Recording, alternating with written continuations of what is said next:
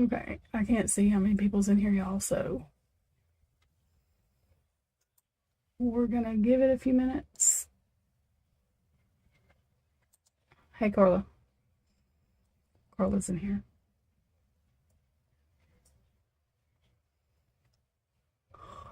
Hot. Okay. I'm gonna give it a minute. It's early. I don't know exactly how many people will even be in here, but we're gonna try it.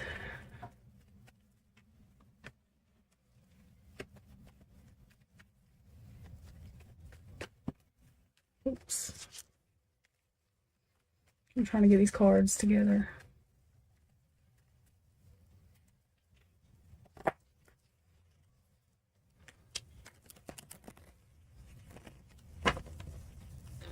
Who started? All right, hang on.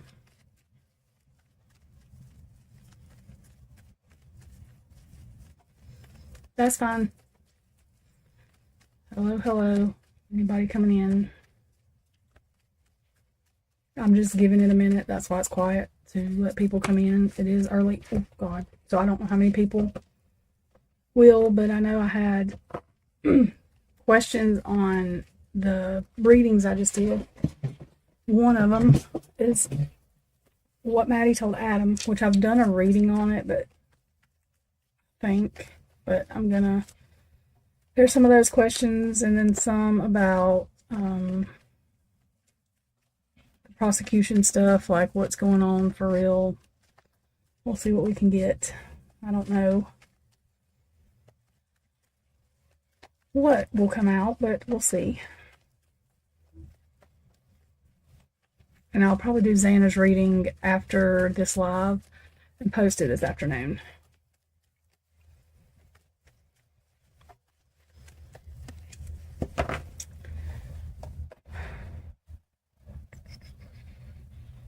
Let me see.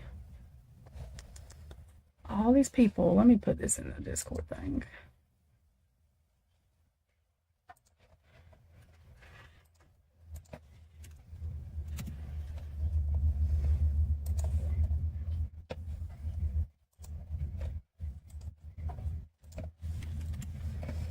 Okay.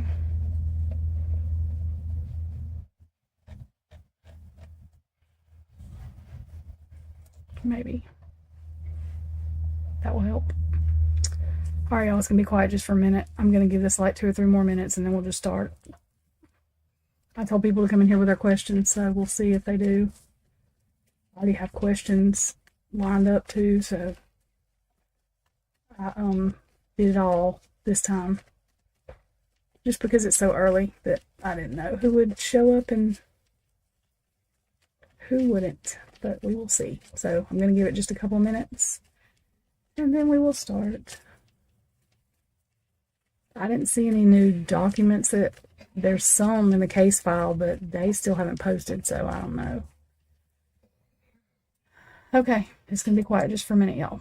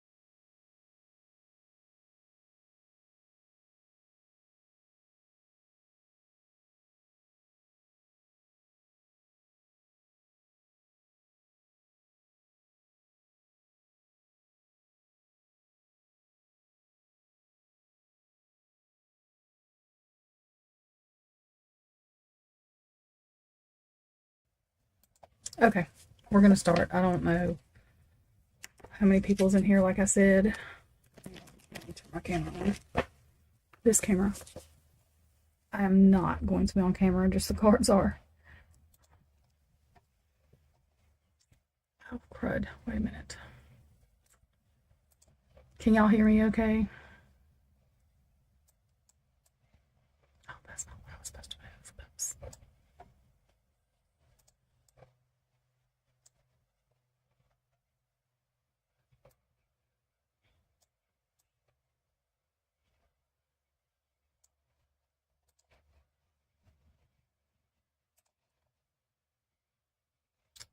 Really?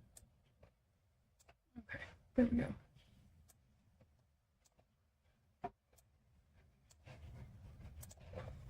Okay, sorry. Okay, good. Okay, so I know Sky said that they were planting. Yeah, we couldn't plant anything here right now if we wanted to. Flooding outside. Hang on, let me get this stupid dog from growling.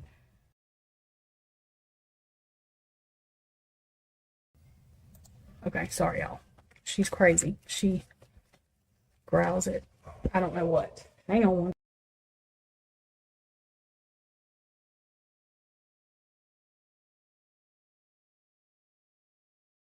Okay, good. Okay, sorry. These dogs are driving me crazy today. So, okay. Yeah, it's flooding here, and we have flood warnings and watches and whatever else is going on. It's great. Well, I'm doing this live. Systems are messed up, and I have to stay at my desk, so I can't stay awake if I'm not doing something. Uh-oh, what did I do? Okay, 1 second. Okay, so y'all can put questions in the chat. I'm not looking at the chat right this second. I don't while I'm reading, just because if there's something y'all want to just discuss, just let me know the difference in what you're wanting. Well, I can reform the question if we need to. Okay, so I have a list of questions, but we're going to start out with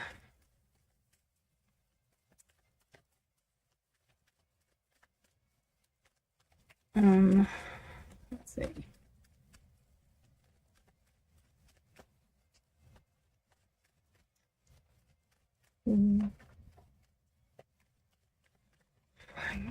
Let me see.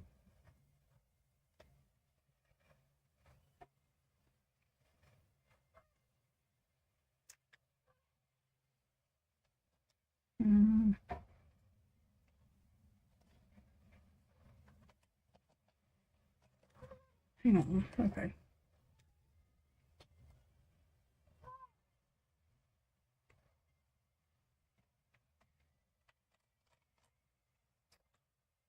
Okay. So that's about false statements. Let's see. We'll do those questions, but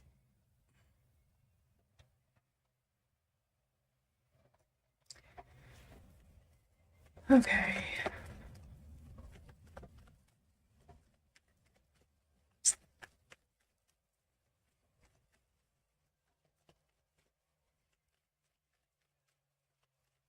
Y'all give me 1 second. I'm just trying to read these questions so I can.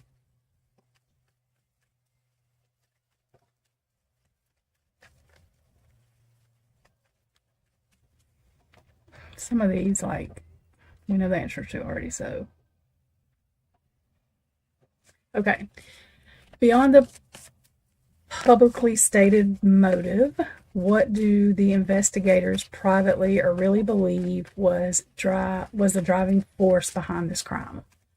So we know what they say. Well, they started out saying, then they changed it to. So beyond the publicly stated motive, what do investigators privately believe was the driving force behind this crime?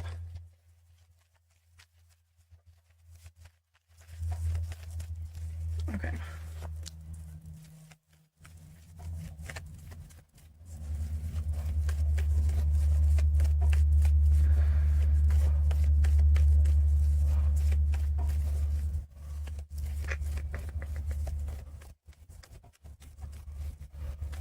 All right, let me get a couple more cards because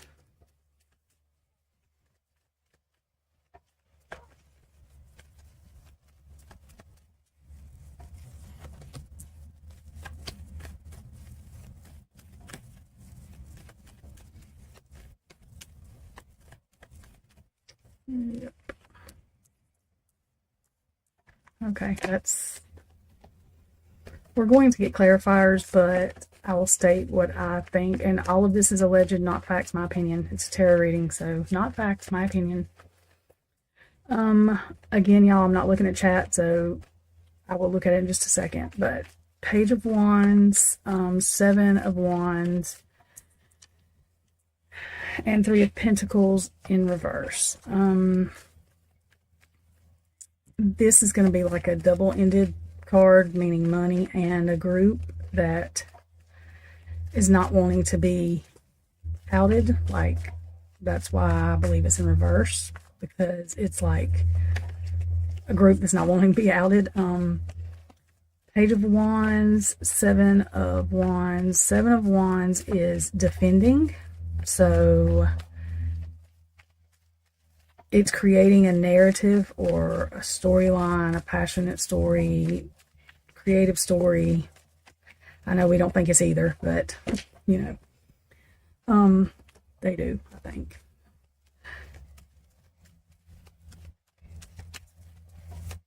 Defending a group. That's basically what I'm getting from that. So beyond the publicly stated motive, what do investigators privately believe was driving the force behind this crime?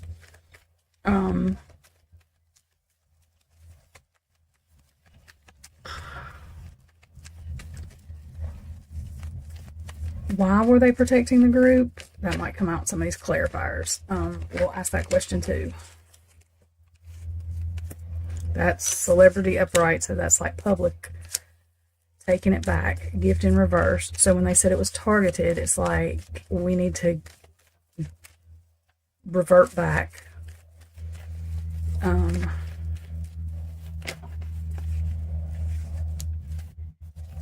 And direct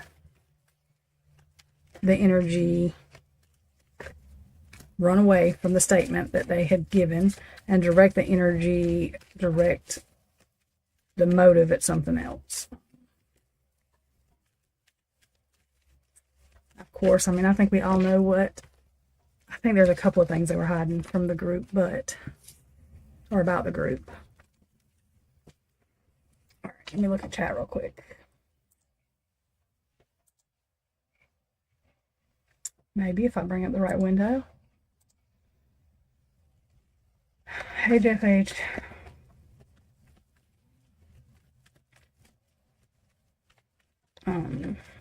Okay. I was just making sure we didn't have questions.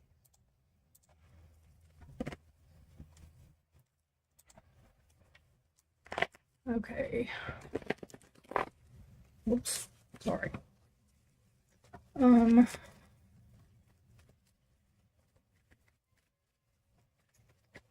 Let's see. Hang on, y'all.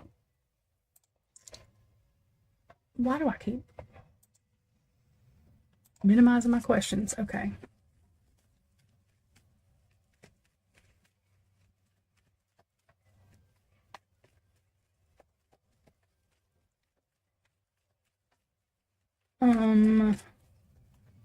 We know the answer to that.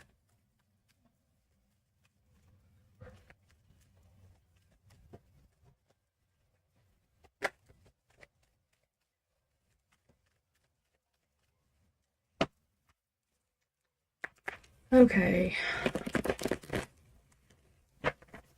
So this question, is there any evidence suggesting a different motive altogether, such as financial gain, revenge, or connection to organized crime?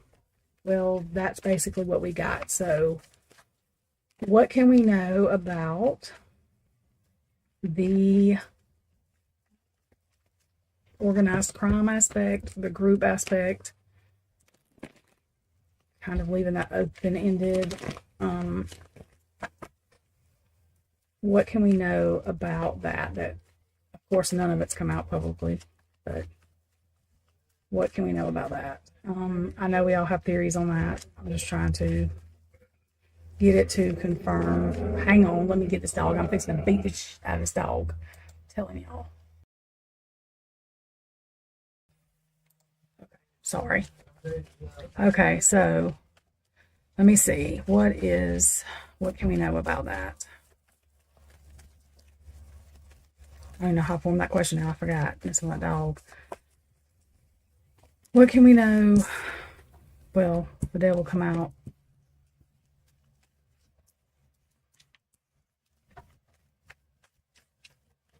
Not getting what? Okay, hang on.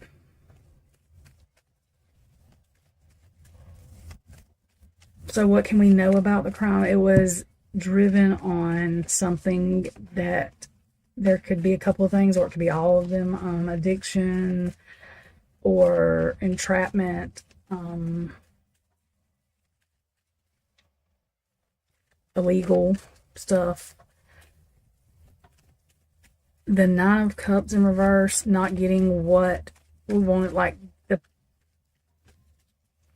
I get with that, like the public, the families, like this not getting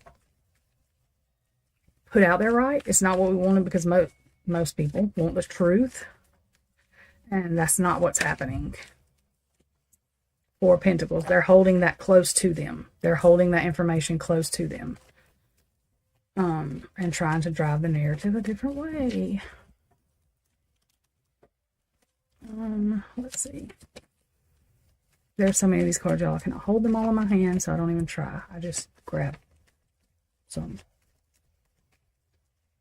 Okay. We have clarifiers or more information as direct as possible on what I just said. Well, control. So under the devil, that's control, controlling. They need control over that coming out. Control over the narrative, basically. Control over that information, all of it.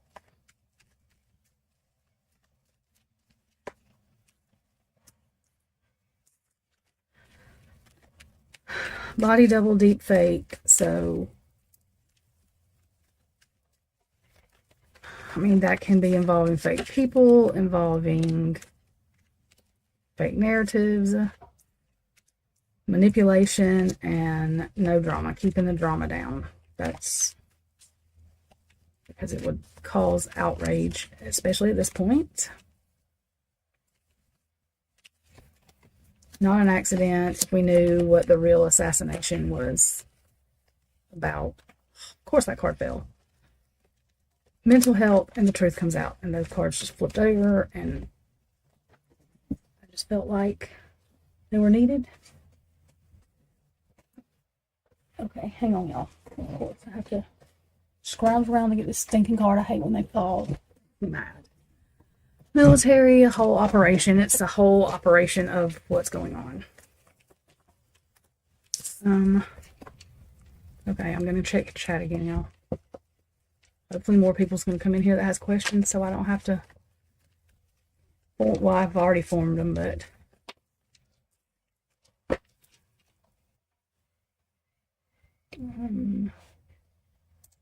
Oh, yeah, okay. Yeah, if y'all have questions y'all want answered, ask them. Literally, that way I'm not sick. Okay, so I know this person, I can't remember their name. I should, because they've asked me 15,000 times, what did Maddie tell Adam? So we're gonna, all this is alleged, y'all, and I could be dead wrong. I'm not even gonna say that. It could be all wrong, it could be partly wrong, it could be all right, it could be partly right, it could be whatever it is. So, just saying. So, what did Maddie tell the famous, well, I don't want to say famous, I guess it is sort of, I don't know whether you call it famous, but the what did you tell Adam? So,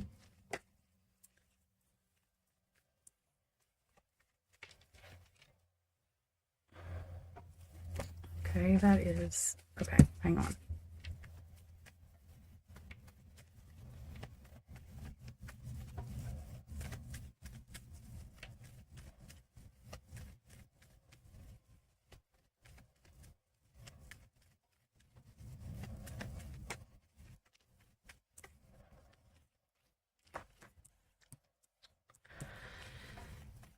So I feel, and I've always felt, that somebody was telling Maddie and Kaylee, one of them, both of them, to retreat back from what they were going to be, or what they were talking about or saying. Swords are thoughts, they can be words, they can be violence. I mean, it can be any of that. But to me, this is like in reverse. The Knight of Swords is retreating back.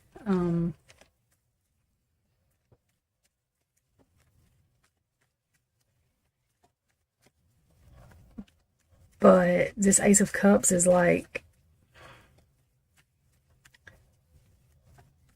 I think it was Kaylee's ex-Jack that was telling them not to say anything because he cared, like the outpour of emotion, because he cared. And it was about a one-sided debt. This Six of Pentacles upright is a give and take. In reverse, it's a one-sided debt. That could be money. It could be money and information. Let's see if we can get a little bit more on this. Okay, what other information can we have concerning what Maddie told Adam?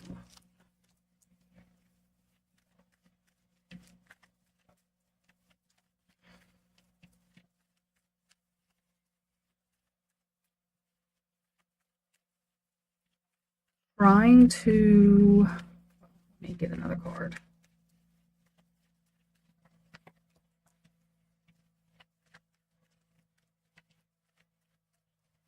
Okay.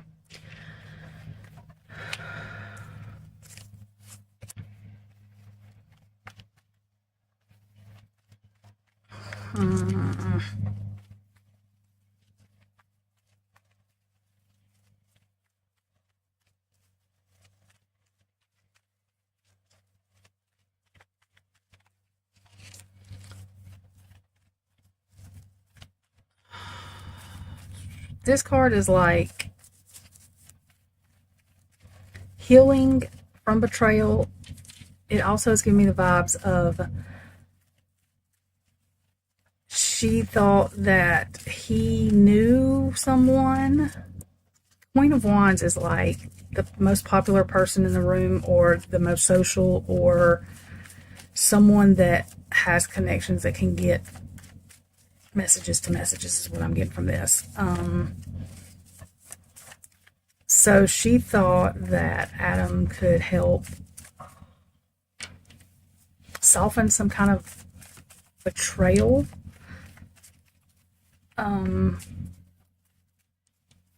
Because of his connection with people, without alerting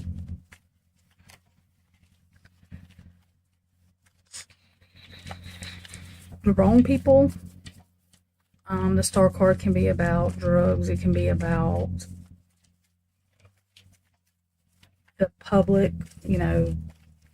public knowledge of something.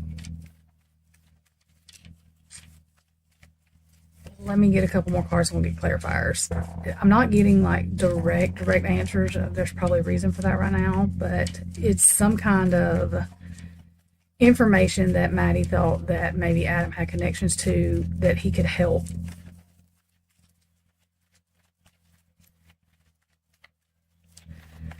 I feel like it's some kind of information that Kaylee and Maddie had, or at least Kaylee had, that Maddie knew of because Kaylee had it. Yeah, trying to keep Five of Cups in reverse. This is trying to heal from a depression, something that's hurt you, emotionally hurting you.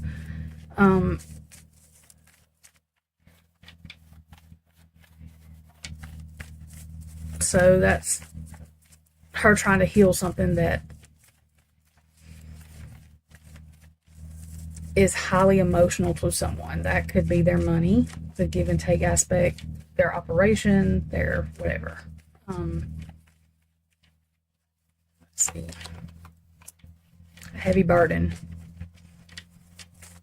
So, and there's the King of Pentacles. So somebody at the top's money, a heavy burden that would affect their money. So information basically is what she told Adam. Her strategy didn't work, and I was fixing to say something and didn't say let me pull cards to clarify that, but the reason I said that is I believe, and this is all alleged, not fact, because I don't, that Adam was texting the whole time Maddie was talking and telling somebody something. Whether he knew that it was going to cause whatever, I don't know. I also feel like there was someone in the bar that... No, I knew that was going to come out. Hidden key. Do we want to know a hidden... What is the hidden key? Revenge of someone that was not really their friend. That's where I was going at. Revenge. So the hidden key is revenge from someone that was not really their friend.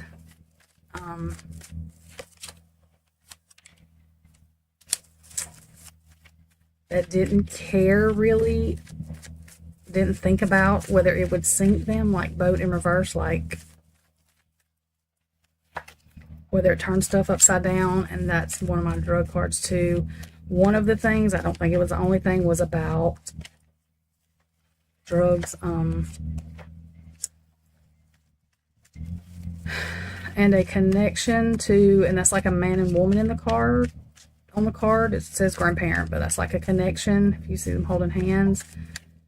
So the man and woman that this would affect at the top were connected for selfish reasons, I think, trying to trample over each other. They were in it for themselves basically. Let's see, Sixth Sense. That's just my like confirmation that my intuition is, because I was fixing to ask for confirmation. That doesn't mean it's really right. I'm just saying. That's just my confirmation. Oh, and that. So, okay, Sky, 1 second, I'll ask that.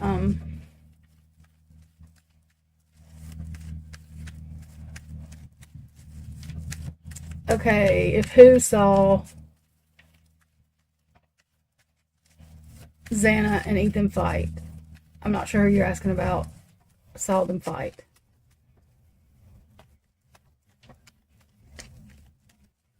Fight with each other, fight with someone else. Okay. So drugs and poison and people movement, drug movement, I think both. To me, allegedly, in my opinion, one movement of something, it nowadays is another movement. There's usually not drug movement without people movement for whatever reason. I do not understand how you sell a whole ass person, but I mean, that still baffles me, but you know. So I think that they had information. Kaylee, Maddie, one of them found information, had information on that. Inside information on that, to be exact.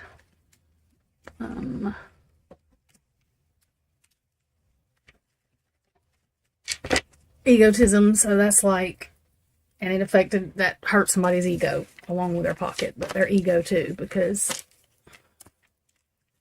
you know, these people like to stay silent, private, whatever they want to call it, because it affects their money. And I think that some of the people on top are people that, like the devil in reverse card comes out a lot, like that are devils that people would not know they were devils. Okay, was Jack S escorting them? Are you talking about protecting them, like watching out for them?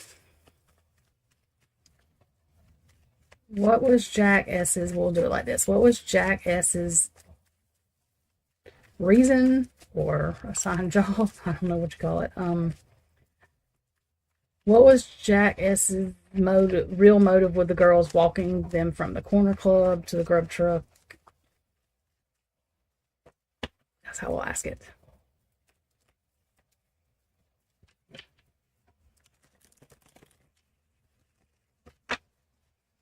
What was Jack S's real motive for walking with the girls from the corner club to the grub truck?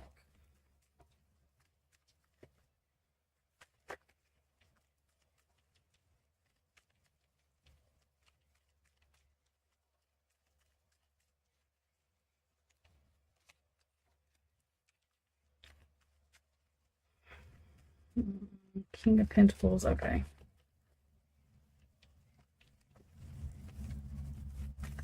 Let's get a couple more cards. That's like someone directed him to, like the King of Pentacles brings balance.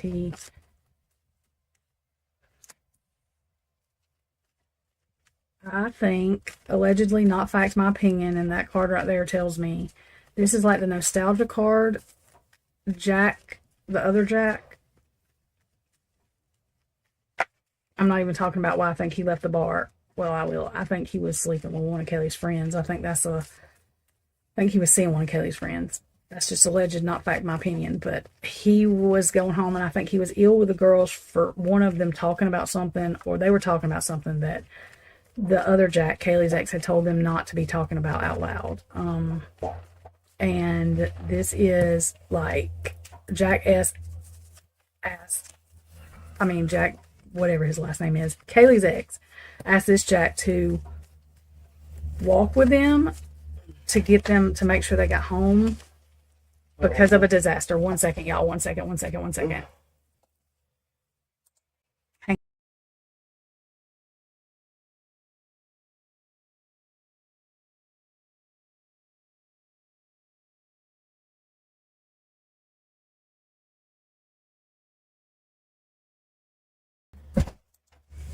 Okay, sorry, y'all. I have people coming in and out my house, neighbors, and washing clothes, and I'm not taking that card because I'm talking about my stuff right now. Okay, so what I was saying, sorry. Because of this is upright, but because of a disaster, because he was worried about a disaster, something coming down, which it did. So I think they were either, I can't say that Maddie was asking Jack this. Let me say it this way, because I don't get directly, she was just talking directly with Jack. I think she was talking with a group of people she thought was her friends, and Jack was, not Jack, Adam, God knows. Adam was,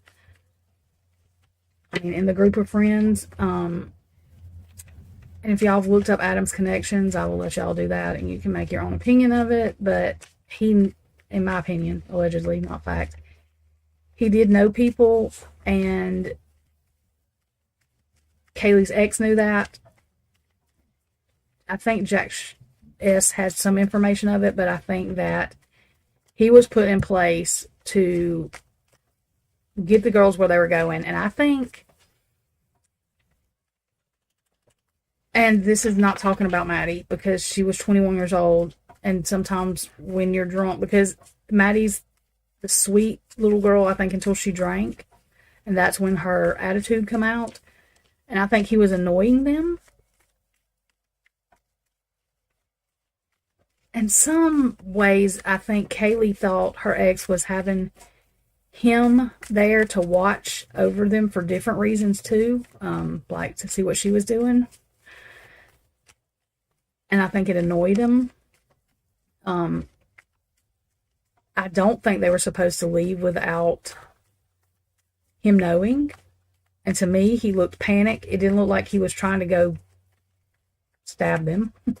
He looked kind of panicked, like, are these girls really in trouble? You know what I mean? Like, I don't know what good him getting them to the house would be unless her ex thought that something was going to happen outside the house, which is what I think that maybe they thought.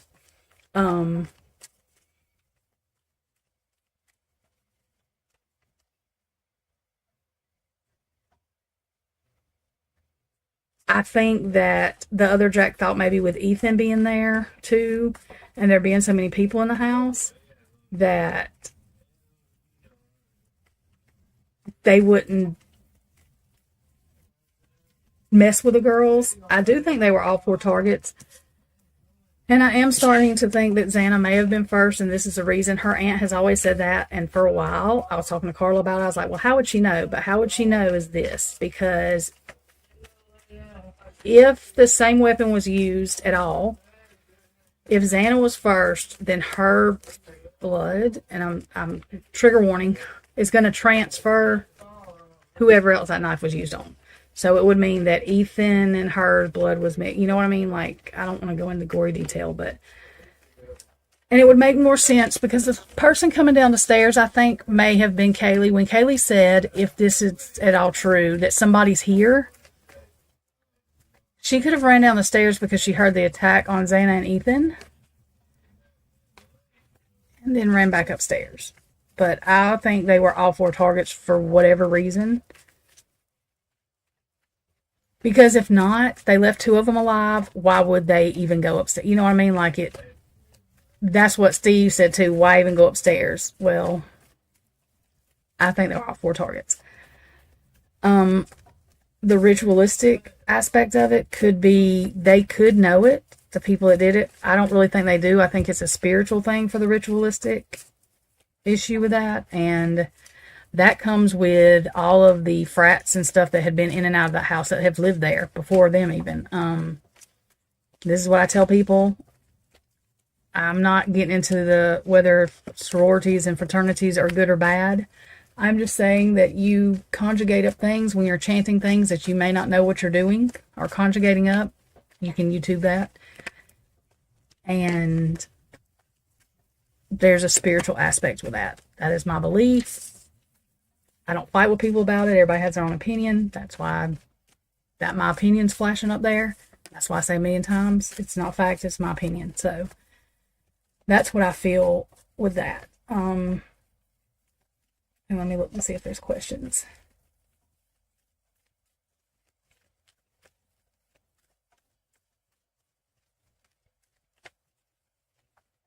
As far as Jack, Kaylee's ex wearing shorts, y'all, the guy I'm talking to, my whatever the hell you want to call what he is, anyways, lives in Utah and he wears shorts all year round. So wearing shorts is not. I mean, I live in Alabama, so you know, but I would not wear shorts in the cold ass winter. However, these people do. So him wearing shorts. And he didn't have any injuries, and if one of the Jacks would have done that, I'm sorry, they would have injuries. I'm not sure. I do not think that either one of them had anything. They may have had, I do think they had knowledge that the girls were in trouble, at least the girls. I don't know if they knew about Xana and Ethan, but I think Xana and Ethan's could have come from Xana, like Kaylee and Maddie talking to Xana. In my opinion, Xana was an old soul. She was more knowledgeable about things. Also, I think it come from the crap that happened at the party. Like, it wasn't just that happened at the party that made it happen like that. I think that at least 2 of the people were mad at Ethan and didn't like him, and I think that had played some part in it. But I think that one of the guys was older. When people ask me about bryankohberger, I have one question for Cyree, and I'm not saying the man's guilty. I'm not saying, I don't know. I was not there. However, and the thing is, it doesn't matter because the state has married the car and the phone to bryankohberger. Cyree, I love Cyree. Cyree can track his phone. Can you guarantee me that bryankohberger was with his car and his phone? Because I've said since the man got arrested, if he was going to school for what he was going to school for, they're a bunch of idiots. Because if he had anything to do with this, he didn't have his car or his phone. And that is my opinion of it. So, If he did have anything to do with it, he didn't do it by himself, and it wasn't because he was an incel. That's my other opinion. I also think that them kind of along with the Delphi girls, the two are trying to expose something that's not just inside their town, that's going on all over. That's my opinion of it. I don't think all of that will be exposed now. I think that's going to take a couple of years.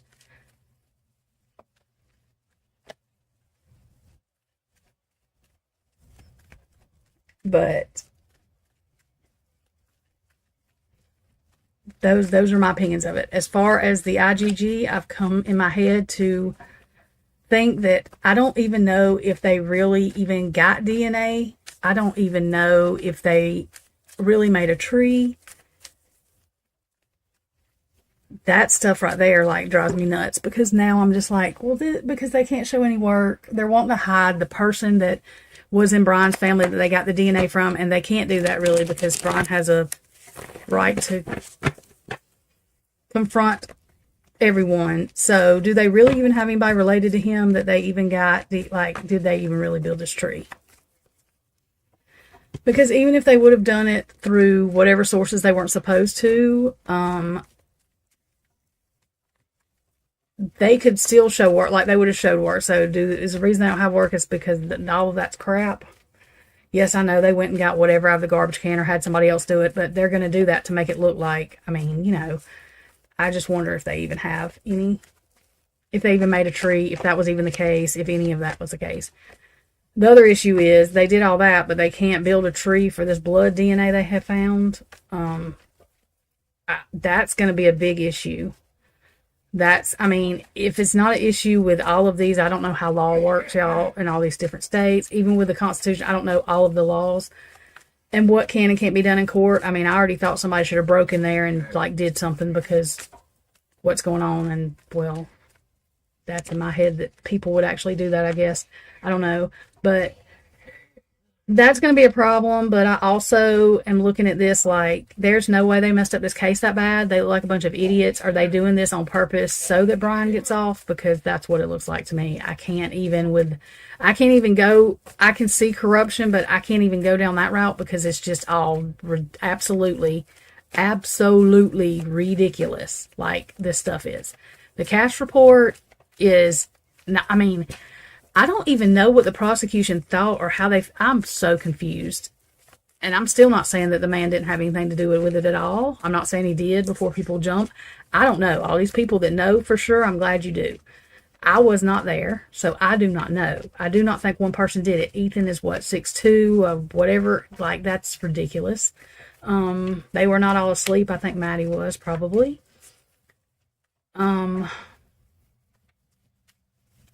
Kaylee calling Jack, it makes me wonder if at first she didn't hear somebody and like she heard commotion downstairs and that's why she was calling her ex.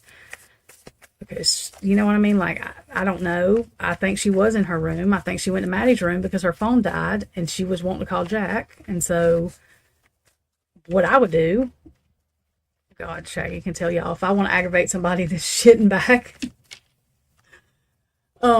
I'm fixing to go get my friend's phone. If my phone died, I ain't worried about trying to put it on charger. I'm just going to go get my friend's phone, and I think that's what happened. Now, that could be all wrong.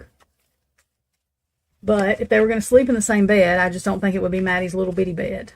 They'd go to Kaylee's room. But I think Maddie went home and passed out, and Kaylee was still up, and whatever, however it happened, it did. But I think the person running up and down the stairs, I do tend to think that Dylan knows somebody was running up and down the stairs. And like I said, it makes perfect sense if Xana and Ethan were first, that Kaylee said she heard somebody because she did hear commotion. And she could have walked, you know, like, I think they were still targets anyways. I mean, it could be exactly opposite of what we're thinking. They could have seen Kaylee. Kaylee saw them, so they decided they had to take them out too. I don't know, but that's what makes sense to me. That could be too. Yeah, that could be too. She heard stuff happening, yeah. The only reason I said that about the phone is because they said her phone went off or died. I guess that's not been confirmed all the way either. It may not have died. Maybe I don't know. Maybe she was calling him from both lines. Hell, who knows? I mean, some of these details we're not going to know. I'm still trying to figure out what camera her sister saw her and Maddie get out of the car at, because that one house that GAC is using with that camera across the street is not. If you're on Discord, I put it in Swamp Rose's Discord. That is not the same house. If you look at the windows and the door on the house, you can tell it is not Kaylee, Maddie's, Anna, Ethan's house. It is the other 1112 or whatever the address is. All them ones start confusing me, but it's not the King Road house. I don't know why people keep putting that out. And I mean, people keep, y'all, these media places are driving me nuts. I do care if Brian's guilty, but I'm saying that it doesn't matter if Brian is guilty. They are still spreading a bunch of bullcrap. So, I mean, it's ridiculous. I do not know why these people are still coming up with, I mean, we've got people on YouTube talking about new information or new evidence coming out against Bryan Kohberger. Where? I mean, if they had their man, and I'm not going to say they don't, I'm not going to say they don't, that he, like I said, but I'm just saying they don't have the evidence to back it up.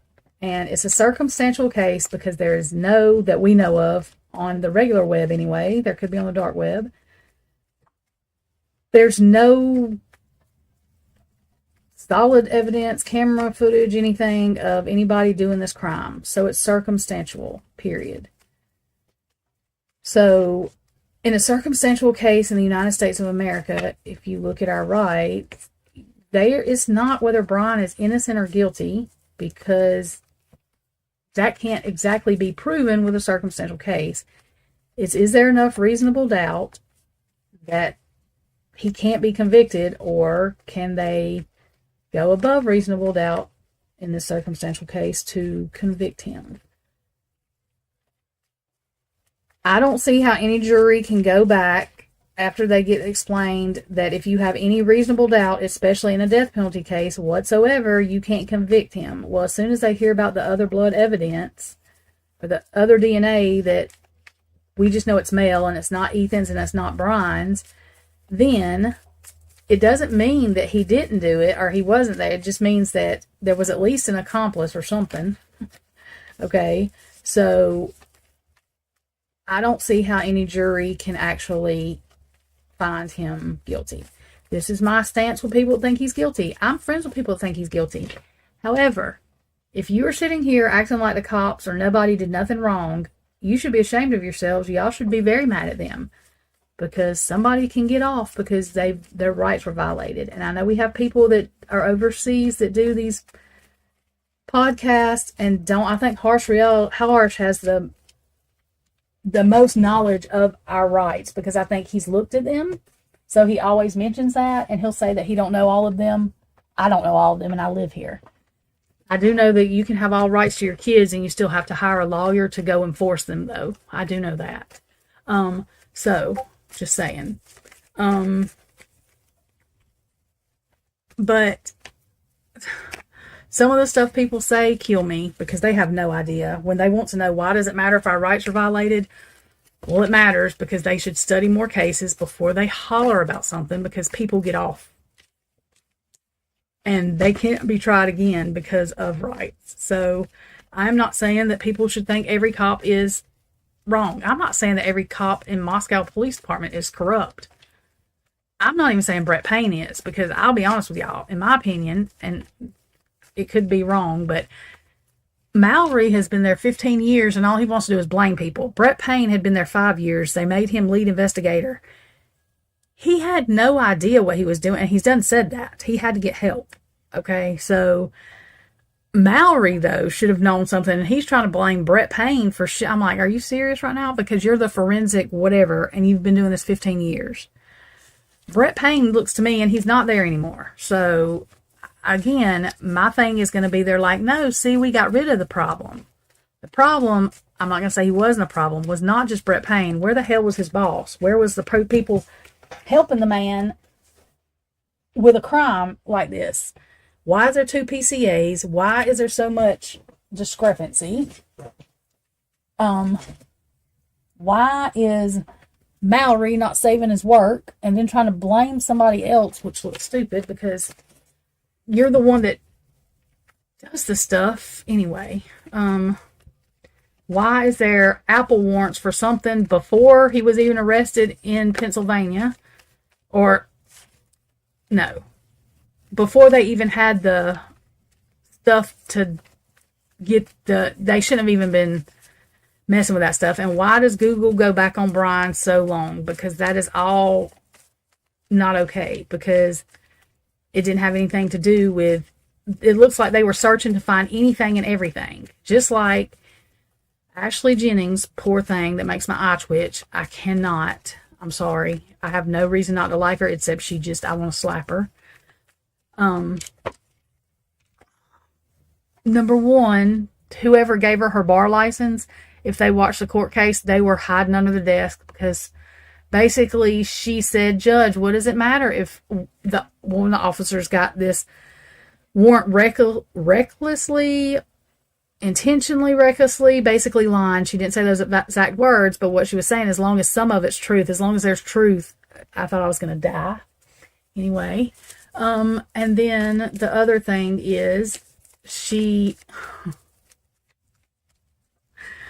oh God, I don't even know what the hell she's arguing, but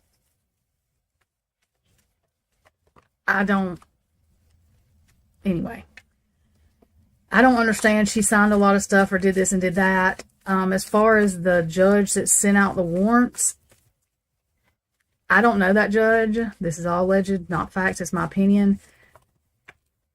I don't think an anntaylor can't just go up there and say, hey, I know the judge was not unaware. She has to present it as they didn't tell this judge. Dylan's statement where it was not put in the PCA, I know a lot of people say the PCA is relevant. The reason I don't think so is because I literally talked to a prosecutor and her husband that's a prosecutor. It's not in the same state. It's not my state either, but the PCA and them not putting that Dylan was intoxicated, said she couldn't remember, didn't know if she was dreaming, didn't know if it was reality, that is a no-no. That is a problem.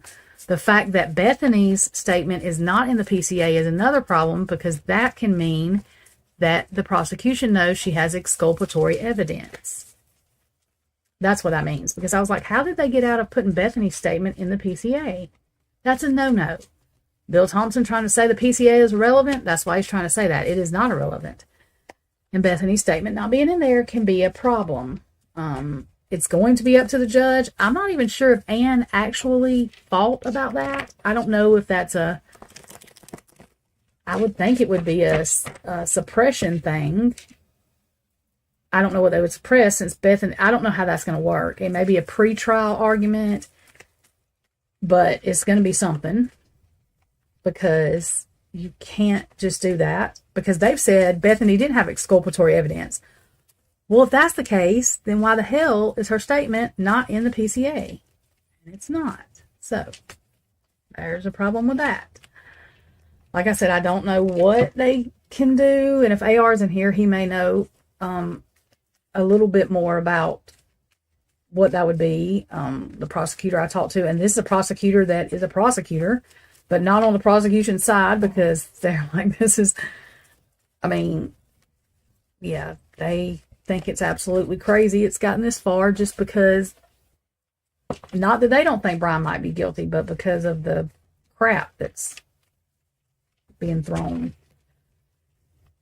But Bethany's statement not being in the PCA, she said directly, especially since the prosecution has argued, oh, she don't have exculpatory evidence. Really, now you look real stupid. Why is her statement not in there then?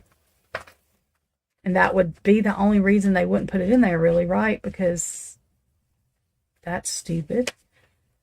Also, I don't know if they twisted Dylan's words from what anntaylor said, but she might not have told us her whole statement. It didn't sound like that's the way Dylan said anything. No matter how wrong I think Dylan is, I think it's wrong that they twisted her words. And I would have got a lawyer too, because that's dangerous.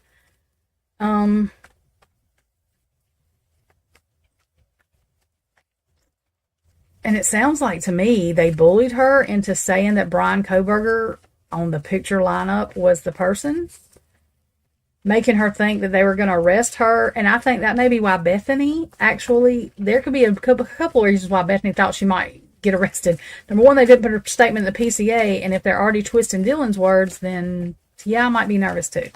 So I don't know the whole story of that, but I'm just saying those things would probably make me nervous. And if not her, her parents for sure, you know. I don't understand it. The other thing I don't understand is the officers can't really, they're going to have to go to jail, because if they didn't arrest them then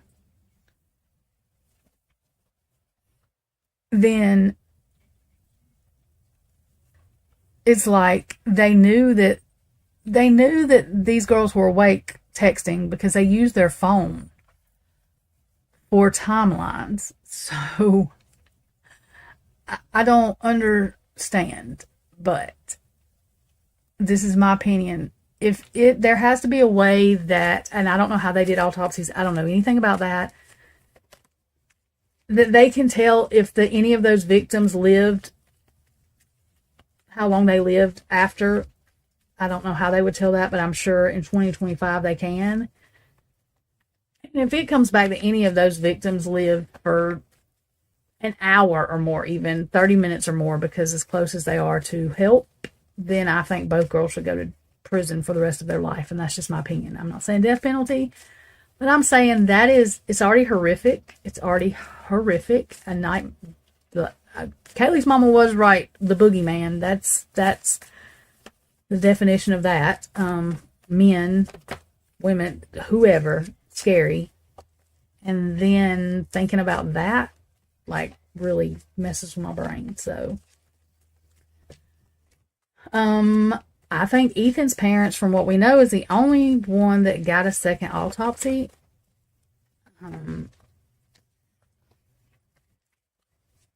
I think Ethan's stuff was redacted because it shows that there was more than one person. It points to more than one person. Again, as far as the crimes happening outside the house, y'all, I've pulled cards on that, and no, I do not get this. And y'all have, listen to me. This Linda Lane stuff, and I'm not being mean, so if you want to come at me, come at me. I'm not even going to say allegedly, in my own opinion. Have y'all ever tried to lift dead weight? Do y'all know how many people it would take to carry Ethan and put him in that house? I just want to know. Do y'all know how many people it would take, dead weight, to carry him in that house? I'm just saying. I mean, Xana and them were little, but still, even Maddie, dead weight. It's not. I don't think they did all that. I mean, he was 6'2", I think. Between 6'1" and 6'3", I believe he was. He wasn't small. He wasn't fat, but he was not small. And dead weight, y'all. I'm not laughing. It's not funny. But there's no way. They did not up the stairs too. Oh my, that did not happen. And I know that people think, and I understand because of the stuff, I can't tell what happened on Linda Lane, y'all. And I think if there was anything sufficient for real, I'm not going to say we didn't hear yelling or something, but I'm saying sufficient that it would not be out there. They would have got that off of the YouTube streets and everywhere else. I'm not going to say we can't hear anything from there. That's not what I'm saying. I'm just saying that I don't think they were parading up and down Linda Lane with bodies. I don't think they were doing that. I could be wrong. I don't think they were doing that. I just don't think they were doing that. Now, I do want to know about a black SUV that Enan saw. Enan is very weird, y'all, but I don't think his goofy ass went in that house and did that. No, he may know what happened. He may know more than what he's saying, but I just don't think his goofy ass went in there and did that. No. And he is smart, actually. He's very smart, but he's still goofy. So he may know something, but I don't think he went in there and did it. I think that one of the people that were involved is somebody they didn't know, and that's what I get all the time, stranger, like somebody they did not know. And then I think somebody else was there that they did know, maybe. Like we knew. Maddie's boyfriend, no.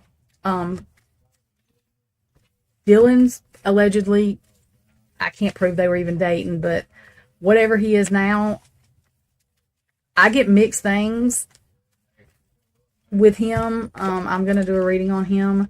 The minute he said he had never been to Moscow, I got suspicious of him because that's just stupid. How long did your girlfriend live there? So, just saying. The minute he said that. As far as a picture proving where he was, y'all, come on now. Anyway, you can change dates. You can change all kind of stuff.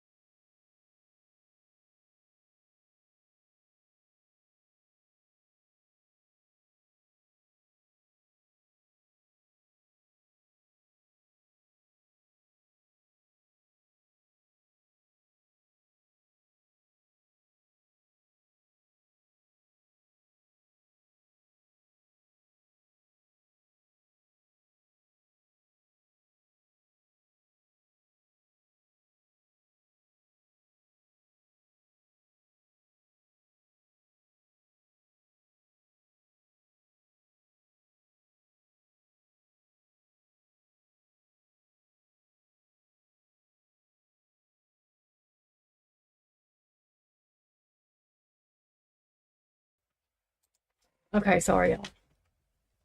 I swear to God, the stuff I still have to do for people. Anyway, my life. It's wonderful.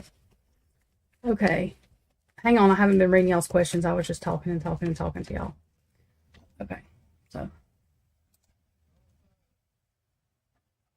you saw 1 second glimpse of BF standing alone, looking down.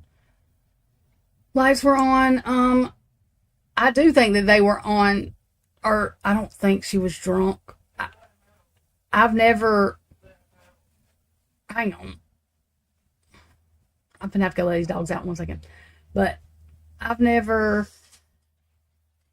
known the way Dylan was talking about. I guess if you were drunk and asleep, it sounds more like they were on hallucinatives. Now I know mushrooms or whatever, but Molly too will. Well, I guess allegedly. I don't know. I've never done it, but I'm not real big on things that make you see things, because my friend's dad was like, you and her can never do it because y'all go completely, and I don't like the R word, but like literally revert. It will never come back. So I've always been scared. I'm not fixing to do nothing like that. But I think they did shrooms or whatever it's called too. Oh, I don't even want to know, Christy. I don't want to know. I don't want to know. I'm trying to figure out what they're supposed to unseal, because I still hadn't seen anything unsealed. And I love how Jeff Nye said that we have no privacy, which they do not have laws, which I don't know why they're able to use things that they don't have laws for yet anyway. And I don't mean just in this case, I mean in any case. Like, there needs to be clear laws for all of this stuff. I mean, how do they, anyway, our system is a little backwards or something.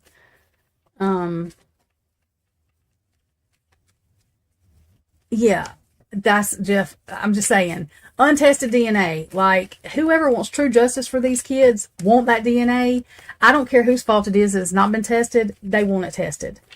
There was not just blood hanging out on the rail for something noticeable. It was not from another injury. I can't. Okay. They have to come up with all possibilities. I know, but I mean, there's a glove outside. There's just things going on.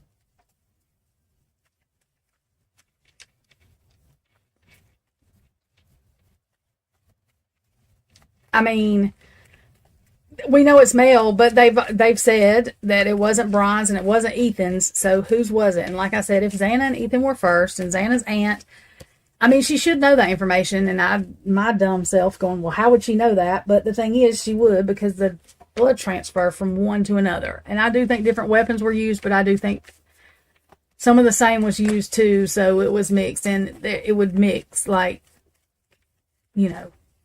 I don't know. Well, because Xana's would mix with Ethan's, and then Ethan's wouldn't be mixed with Xana's, something like that. Yeah, that's how that would work. So it makes more sense for them to be first. If Kaylee was going up and down the stairs, and I don't think anntaylor was trying to say that she was saying that didn't happen because of what they put in the PCA.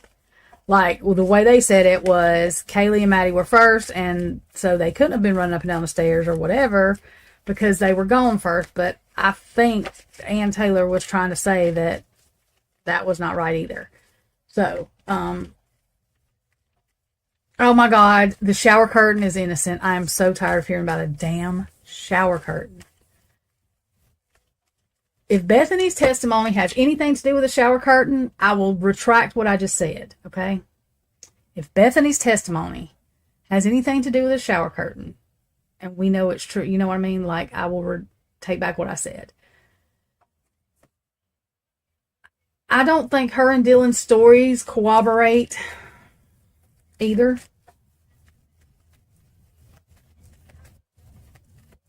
Yeah, they can tell if it's male DNA. I mean, I guess. I don't know anything about DNA like that, y'all. Listen to me, Jeff. Bryankohberger, if he was involved, and I'm not saying that he wasn't. I was not there. But I guarantee you this. He did not have his damn cell phone, and he did not have his car. Period. And he's smart enough to know not to have a throwaway cell phone either, because he knew that it could be tested, that they could get the number, like if he was anywhere around. So I am just saying, as far as his phone being turned off, we don't know if it was off or out of service. Now, Jeff, I should make you happy. My question for Cyree is, how the hell do you know that Brian was with his phone in his car? However, the state has married Brian to his phone and that damn car. I swear, if I hear about a white Elantra after this case, I may blow up. I don't want to hear the word incel, and I don't want to hear the word white Elantra. And I don't have any emotional attachment to bryankohberger.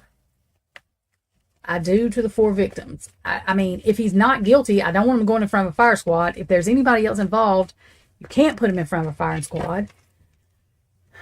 And I want to know why the state is doing what they're doing. Because it clearly looks like they literally are just trying to I don't know. I'm just saying what it looks like to me. And I'm not against all police officers. I'm not even against all prosecution. I'm not against all defense. Defense lawyers are not there to get murderers off. They're there to protect their rights. They do have a job they have to do. Everybody wants to know why Ann Taylor's doing this or this, because she has to. Because if it comes up for appeal and she didn't do all these things that she's doing, she could get in trouble. She has, even if she knew he was guilty, she's defending somebody that she knows is guilty. I mean, the man, we know he escaped jail, but she still has to do all the things. I don't think she's up there saying that man's innocent. I don't think she said that. Not that, I don't think so. But she still has to do all the things. People complain about these defense lawyers, but again, the prosecution lawyer I was talking to is like, defense lawyers are needed. People act like they're the devil.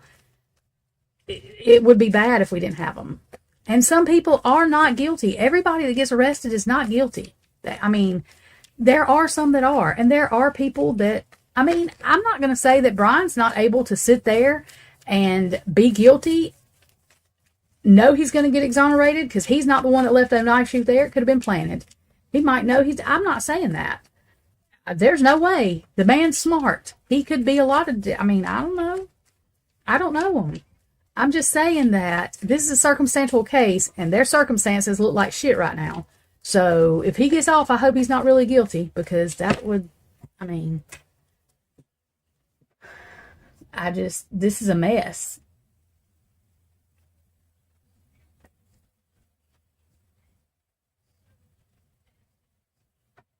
Yeah, I mean, that's what I'm saying. The thing is, though, is a Frank's hearing is not just granted just because defense wants to throw something against the wall. You cannot claim that an officer has lied. I'm sure there are defense lawyers that have gotten fired or gotten in trouble, got sued, whatever, that have done it. I don't think Ann Taylor's doing this. These are, and from another prosecution, 2 prosecution attorneys, they are from different states, like I said, but still, that said that is, the state didn't rebut, like the rebuttals are not good. It makes her nervous for this prosecution because it doesn't look good.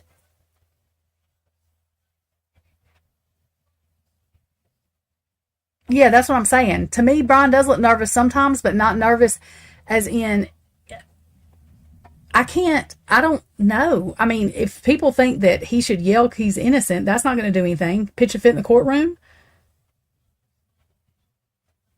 He could be on the spectrum and we can't read him. You know what I mean? Like, you can't. People say he looks evil and everything else. I can't judge that either, because when you think he's killed 4 people when he was first arrested, he's always going to, like, he don't really to me, but like the thought of that makes you, I can't fairly judge the man. I just know that this is a circumstantial case. I do believe in the death penalty. However, this is because it's 4 people, but there can't be a uh-oh. You know what I mean? Like, we can't uh-oh this, and it just needs to be made sure of. And I just don't understand how and I think Ethan was in that hall. I don't think he was laying in the bed. I think the reason outside blood was there was from that. I think she was over somewhere, whatever. So I don't think Ethan just laid in the bed and got stabbed. That's not what I think happened. And Bryan by himself did not take on that did not happen like that. And I'm telling y'all that now. And that's my issue with that. Now, could Bryankohberger and somebody else? Definitely. And people asked, I can't remember who did, God, what is that podcast? Y'all know him talking about Straight to the Point, I think, or something. I like him and his wife, but he's I think he's from Georgia or somewhere, Kentucky. I don't know. But anyways, he was like, well, why don't people give Stephen the Matty Soto the presumption of innocence? He is innocent until proven. However, there is way more evidence that man did that shit than Bryankohberger did this. And anybody don't say that ain't got no common sense, okay? Like, it just did. I don't ever say that I think Brian's completely innocent. You know what I mean? I can't, but I also can't tell you where I see he's guilty either. Because they haven't proved it. Some skin cells, even they said even if it was blood DNA from Brian, but especially skin cells, if that's the only thing that was there, period, that's still a hard case to prove because there's nothing else there.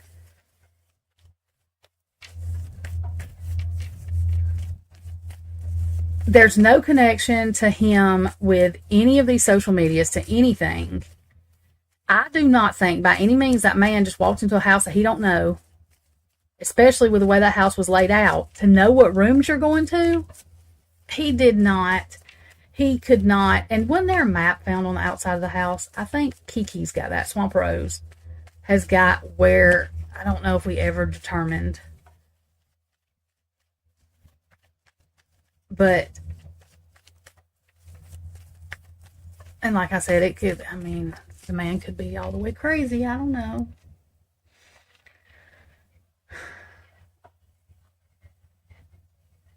I just know that this is a case that they really needed to make sure they had probable cause. And they really didn't need to leave out the part of Dylan being intoxicated. And they really didn't need to just leave out Bethany's statement and then holler there's no exculpatory evidence if she does have it. Because, like I said, the people that think this man is guilty should be pissed off at the state for these things.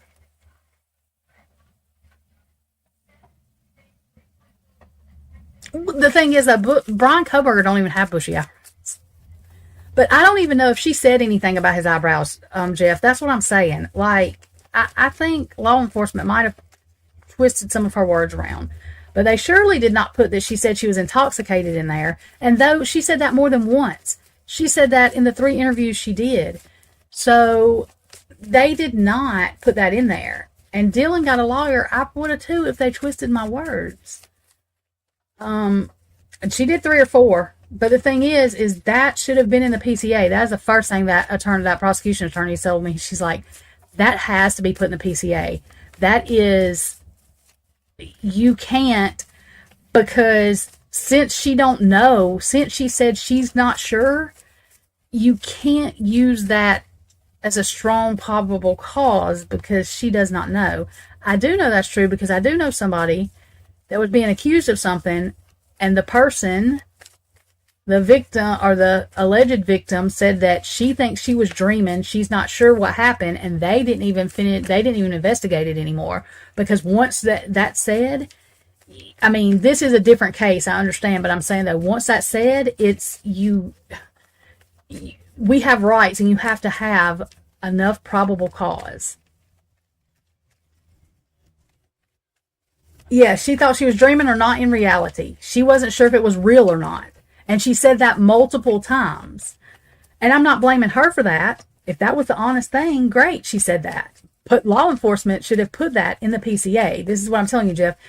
And I know you get aggravated because people jump on you, but I'm saying, Jeff, you've got to look at the stuff law enforcement left out and question why the hell was that left out. You go talk to a prosecutor. Ask them.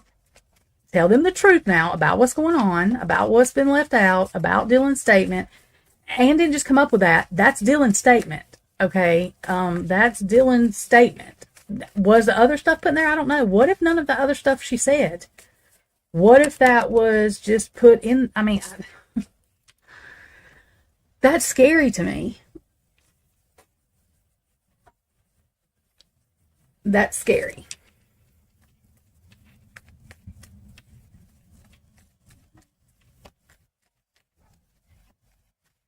Yeah, she didn't know if she was in reality. I can't remember the exact words. She didn't know if she was in reality. She didn't know if what she was seeing was real or hearing was real. Like I said, if Xana and Ethan were first, though, if she said it was Kayla or Maddie running up, I don't think it was Maddie. It's probably Kaylee.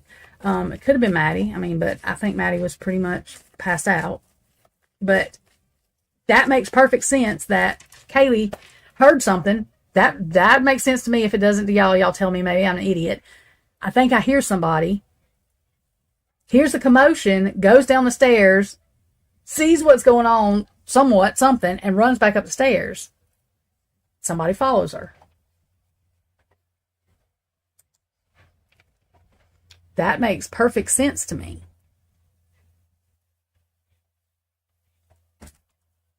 And see, that's what I'm saying. Fox is still reporting whether they are using stalking as the law, but they really think he stalked or whatever. They stood up in court and said he didn't.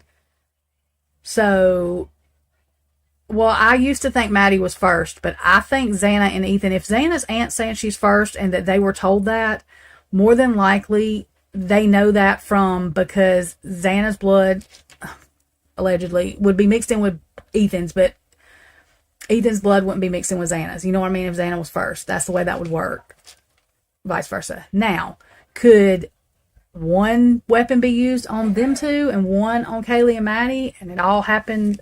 But the way it's being said, somebody running up and down the stairs, it just makes more sense that when Kaylee said somebody's here, see, it always didn't make sense to me. Kaylee said she thought she heard Kaylee say somebody's here. Somebody's here. Somebody's here. Maybe Kaylee heard Xana crying in the bathroom. Maybe that's what went downstairs for. I mean, I don't know because I wasn't there. But it seems, and I had to come out with that because I had married the fact that Kaylee and Maddie were first. The other reason is because I think law enforcement wants it to be targeted. If Xana and Ethan was first, that takes away their motive because one of the girls were the target. That doesn't mean that they weren't the target. I think all four of them was the target for different reasons. If y'all will take a look at, I'm not bringing it up, I've told y'all this before, the sports, any of the coaches that were at the University of Idaho, they drove those kids. So if y'all watched Lombella, she said steroids had something to do with it. And that makes sense to me too. Big money in sports because people gamble on sports in college and make money off of whatever. I think the college is involved in the simple fact, I don't think Green went in there and had anybody done. I don't think his doofy ass knew who anyway. Or Fry, damn Elmer Fudd looking goofy ass. I don't see how they could go to the bathroom and wipe their ass by themselves, much less help do any kind of... Anyway, that's just my opinion on that. But I think Green did not want it to be anybody at that school, and they had to have it somebody outside the school, even if Brian had something to do with it, you know what I mean? He don't want anybody implemented from even that town that even lived close to the university. Because them living close to the university still would keep people from coming there. Green being in those investigations, that is a no-no. Green getting $1 million for what? Did not happen. He paid $1 million for that house, though. I understand that Ann and them signed off on the house. I think that's going to become a problem when this DNA stuff, like I said, they better find some super glue. The other issue I'm going to have is if Brian walks, if whatever happens, they're going to be done with this. And I'm not done with this because there's still 4 people that are not here. We do lose sight of the victims when it's court about Brian and, all this stuff is going on. And that's what makes me so mad about law enforcement and that stupid university that I cannot stand because those kids died. I say this a million times. I will say it till I die. Those kids died loving that school, and that school gave them a big FU. And I think that's sick, and I cannot. And if you watch the way Maddie's mama did not shake that man's hand, that tells you everything. If it don't, I'm not sure why not. So that's just the way I feel. I'm turning that camera off because I'm talking with my hands, and I don't want to see my hands flying everywhere, but I do talk with my hands, so you know. And maybe it's fine. I let everybody's thoughts in here. Even Jeff, like, I don't care. If you think he's guilty, you think he's guilty. I don't mind that. What I mind is coming in here talking about stuff that they've said in court was not facts. And the reason is, it's not because I love, because I do care about the 4 victims that are dead. And these people, if it's not Brian, if there's more people, they could be a danger to other people. And that's not cool. So my whole focus is not, I love these people that think people just are in love with Bryan-Kohberger. I don't know this man. He's not my type. I don't like skinny guys. He's too young too, and I just don't have any whatever. I'm not going to say I hate the man because I can't. How do you hate? I don't know what he did. I don't know if he did anything.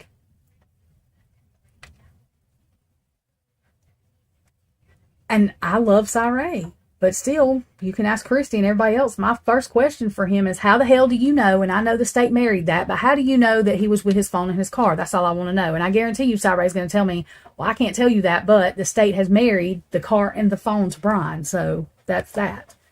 And that's what I don't understand, why they did that to begin with. Why did they do that? So anyway, I don't think you can kill 4 people and not have any DNA in your car anywhere or anything or any. I just don't. Also, if they don't even have this man's car tracked right, and he literally did turn the other way, if that man's car turned the other way, there's a problem. Oh yeah, I know what I was going to tell y'all. That stupid seatbelt thing. I remember now. Me and Ashley Jennings. And I'm telling y'all now, if I'm wrong, I will get on here and tell everybody I'm wrong. But I'm waiting. I don't even know if we're going to get to see this, but I pray I do get to see when Ashley Jennings, or who the hell ever, goes in there and tells these people that the reason they're using that damn seatbelt ticket is to ID the car. Because when they do, I'm falling out of this chair. Here's the reason. They waited all this time to put that in there. Then they let Ashley Jennings do it because they ain't finna do nothing stupid like that. We don't need to ID Brian. We know who Bryan-Kohberger is. They have his ID. No, they're not using it for that. When they try to ID the car with that, it's over with. And if anybody that thinks any other thing besides they're fucked, they don't have a case, sorry for my language, I don't know what to tell anybody. The tag on the car was not gotten the night of the crime. I don't care if they got the tag on the car when they pulled him over. That's irrelevant. That traffic ticket is predatory. They can't even use it as far as the seatbelt goes because it's predatory toward the defense, because that doesn't have anything to do with the crime. To ID what? They're going to try to ID the car with this. And when they do, Jeff, I'm telling you, please think about this. When they try to use that, and y'all all say that there is no, they have a case, y'all better wake the fuck up. Because when you're using something like that, can't even ID the car, that judge is going to be pissed. That's a waste of time. That's a whole waste of, I'm telling y'all now. Telling y'all. They've had that for a long time. And I knew what was going to happen when all these people FOIA'd that stop, and they would not give it to anybody. Yep. They're fixing to try to use it. We don't need his phone number, even though I don't know why they got his phone number at that traffic stop, because we have his phone number. We verified that. The only thing that's not been verified, they mentioned all kind of stuff. The only thing that's not been verified is that damn car. What good is that car on that seatbelt ticket going to do anybody? We still don't have the tag from the night it happened. They don't even have footage that actually shows that it's Brian's car. The other thing, Jeff, is Ann stood in court and the prosecution did not deny this. Brett Payne said it was true. They have footage from 6 o'clock in the morning on. What the fuck is that doing anybody? What time did this, what the fuck is a 6 o'clock I'm confused. This is what I'm saying that I don't understand, Jeff, and I'm not being mean to you. I'm not calling you out. I'm just saying, though, like, this is not just hearsay. This was stated in court. Brett Payne said yes to it. Plus, the prosecution would have stood up and said, yes, we do. We have it from 4 o'clock. No, they didn't. They didn't even rebuttal it. So I don't understand how anybody, even if you think he's guilty, excuse me, why do y'all not, even Kaylee's parents, and they may not be doing it publicly. Steve may honestly really think there's others, and I do tend to think that he don't believe the whole narrative. I don't care what he's coming out and saying. I don't think he believes that whole narrative, because any parent in their right mind is going to say, what do you mean 6 o'clock? Y'all don't have any other footage? Y'all don't have a connection? Y'all need us to make a connection? Because Steve literally told Andrew Myers, who is a defense lawyer in Boston, y'all, that might be wrong, wherever he is, on the East Coast, that if Howard Bloom had serious ties that could prove the connection, they need it because they are having a hard time connecting him to the case. What parent has not got questions? I think Steve does have questions. I don't think we're hearing about them because I think it's a strategical game that I'm not even blaming him for playing if he's doing it for some of the reasons I think. I'm not saying they're right about everything. I've already told y'all. I do not talk about the parents in any negative form because I have respect for Kaylee, Maddie's, and Ethan, period. I'm not going to stand up here and lie for him. That's what I'm saying. You know, they should be asking questions, and he may be. But I feel responsible for not talking shit about their parents. That's just me. The other issue is these parents have to love their kids, and I can't think of any other way or I will lose my shit because this is already bad enough. So that's just, I will lie to myself.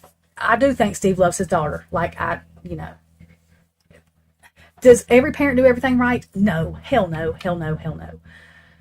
I don't think Steve went in there and murdered everybody. There's a lot of this and that. I don't think he molested anybody. I don't think any of that stuff, and I think that's actually sick and just stupid, but whatever. Does he do everything right? Probably not. No. Well, not probably not. Nobody does. He's got another daughter. Yes, I know. I tried to stay connected to this case. I do not like the fact of what's going on, but I'm not there. There's two sides to every story, and in the middle there's the truth. I will say this, and I've already asked Kaylee for forgiveness for saying this, but it is the truth. I do think her mom is the reason that he doesn't have anything to do, but we don't know what was going on before that. He might have done something to make her whatever. We don't know. We just don't know all the facts to everything, and I just try to, because I know if people look at me, I'm a piece of shit mama. We're not even going there on all that again. Go back to my other podcast way back where it says I don't want to talk about this, but I don't feel like hashing that. I already had to go do something yesterday I didn't want to do because she got, anyways, just, I had to pay $500 to enact my rights that I have automatically anyway. God forbid. Anyway, just stuff. So, you know, I could be seen as a piece of shit mom, and I didn't do everything I was supposed to do, and I probably didn't. There's shit I didn't do. So we can always look at that. But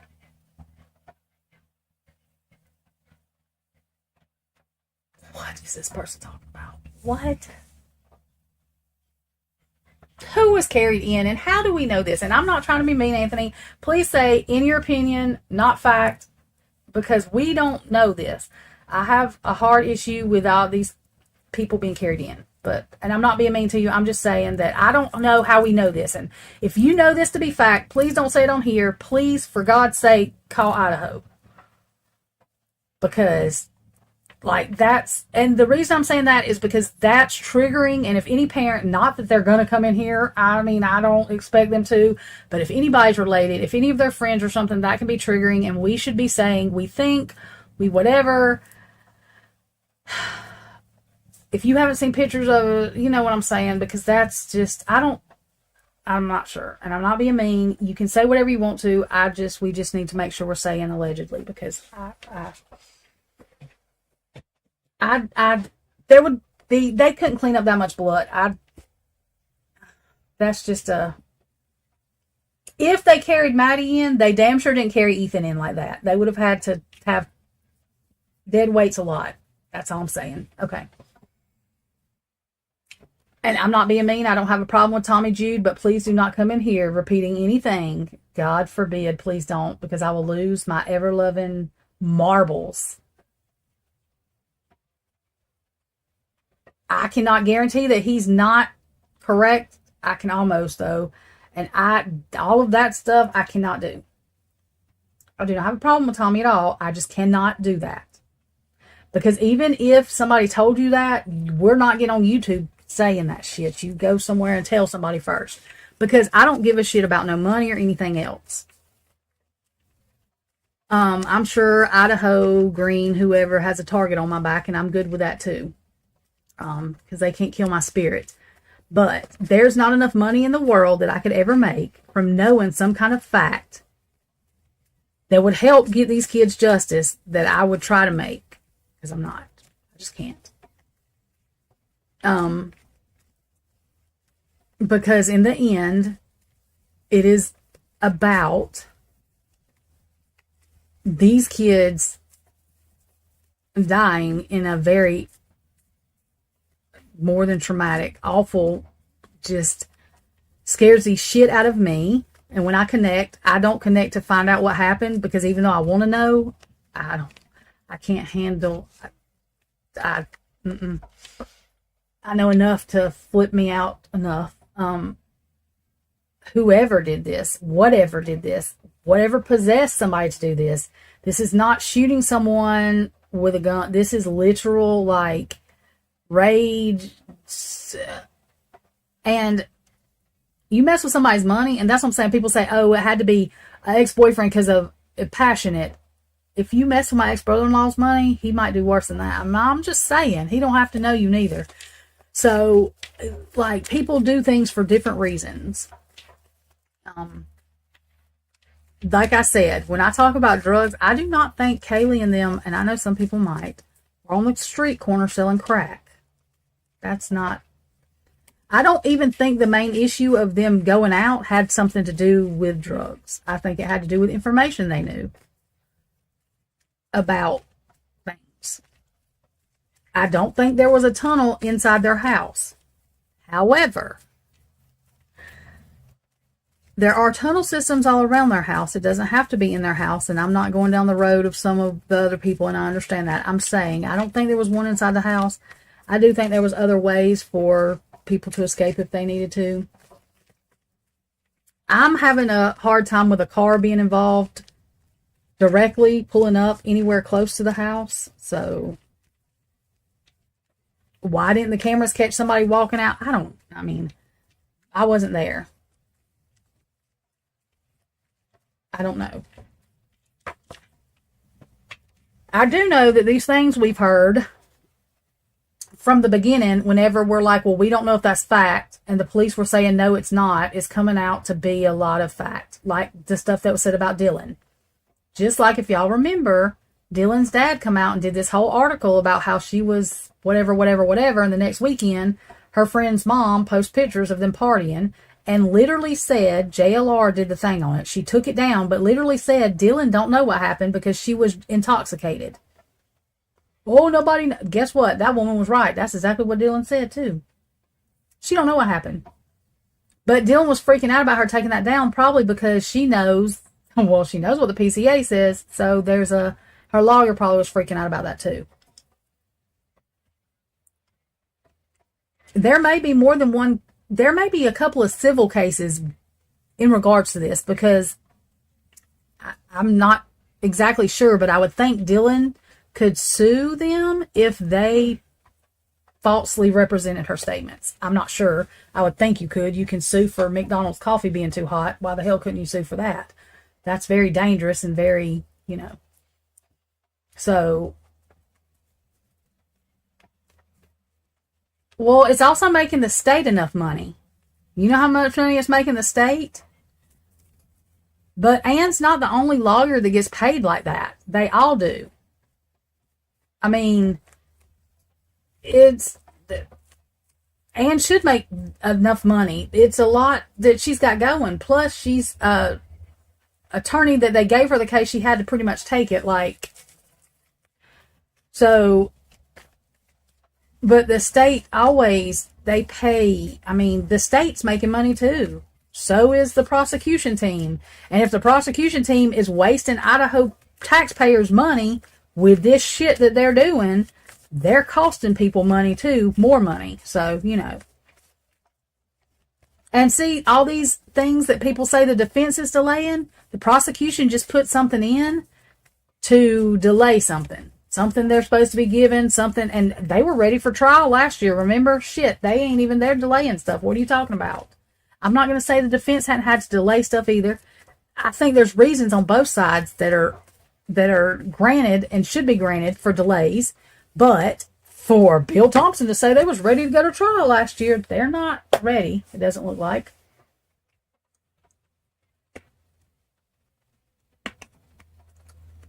And what's going to be telling is if that FBI agent Balance does not come to testify, all these people with all these stories about the state and how they got whatever, that will be very telling.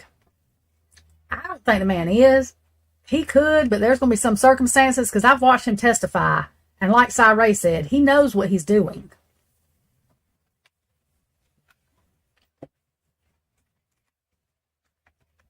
The other issue is, and this come from a prosecution attorney, the second warrant at least, she can definitely say on the first one, but the second warrant they got for Brian's phone is a no-no. Was a no-no. Because they did not have enough probable cause. And this is where the shit starts falling apart, and they have a problem. Straight up. But Bill Nye, I mean, not Bill Nye. What the hell is that man's name? Jeff Nye. What the hell is his name? I keep on trying to call him that scientist. Whoever the hell that Nye man is, whatever his name is. He stood up there and said you didn't have Fourth Amendment rights to your damn DNA, by the way. I just want you to know that. He wasn't just talking about Bryankohberger. He was talking about American citizens. Just saying. Just saying. This ain't got nothing to do with this trial. I'm not talking about that. I'm talking about what they can do with it in the future if they get away with doing anything that they weren't supposed to with DNA.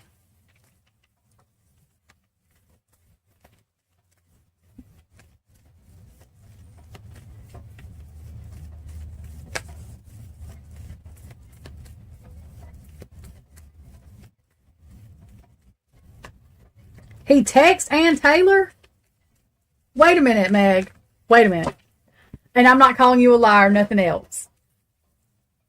And me and Meg are friends. I don't have YouTube friends. She's really my friend.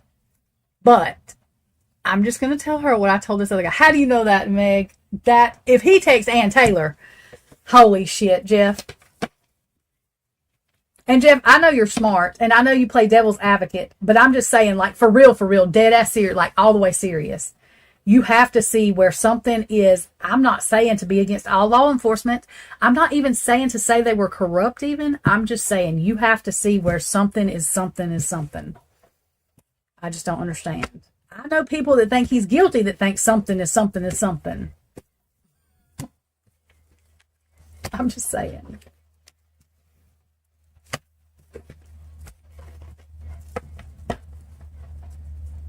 And I'm not talking about Bryankohberger. Take Bryankohberger out of it. Just say it's a defendant. It don't have to be anybody, but the whole investigation.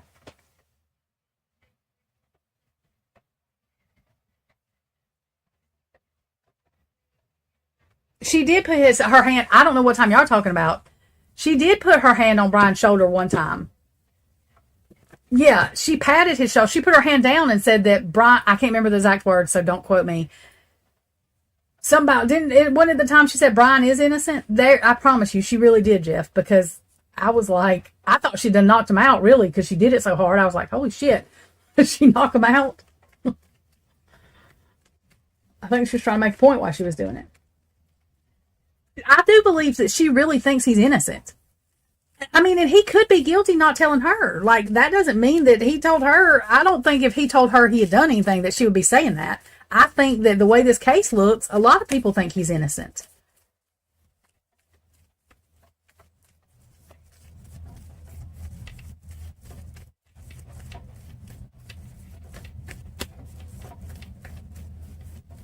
hope they don't bring no PowerPoints to trial. Bill Thompson might have a stroke.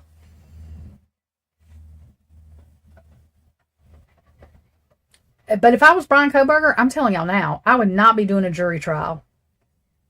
Especially with all this, I would have the judge do it, because if all of this is what it is, reasonable doubt is above what they can prove, literally. And I can tell you that, and I'm not even good at these cases, but I would have the judge do it. I would not sit in front of a jury. Not after I've watched what I've watched and seen what I've seen with the juries. There's no way. Ain't no way. Ain't no way. Which I think they're going to have to take the death penalty off the table. I think that's going to come off the table when some of these suppressions start. I think it's going to come off the table because they didn't put all the stuff in the PCA. I think it's going to come off the table because they know Bethany had exculpatory evidence, and that's why her statement's not in there. That's another thing, Jeff. Why the hell is Bethany's statement not in the thing? I didn't know this. The prosecution attorney that I was talking to told me that the only reason they would not put it in the PCA is because she has exculpatory evidence. Period. So I think the death penalty is, and I think the state already knows that. I think they know that. I think that's why they haven't dropped the death penalty, is because they're hoping that can be one of their in trouble thing, whatever their, I don't know what the hell they call them, but their things, is the death penalty coming off the table.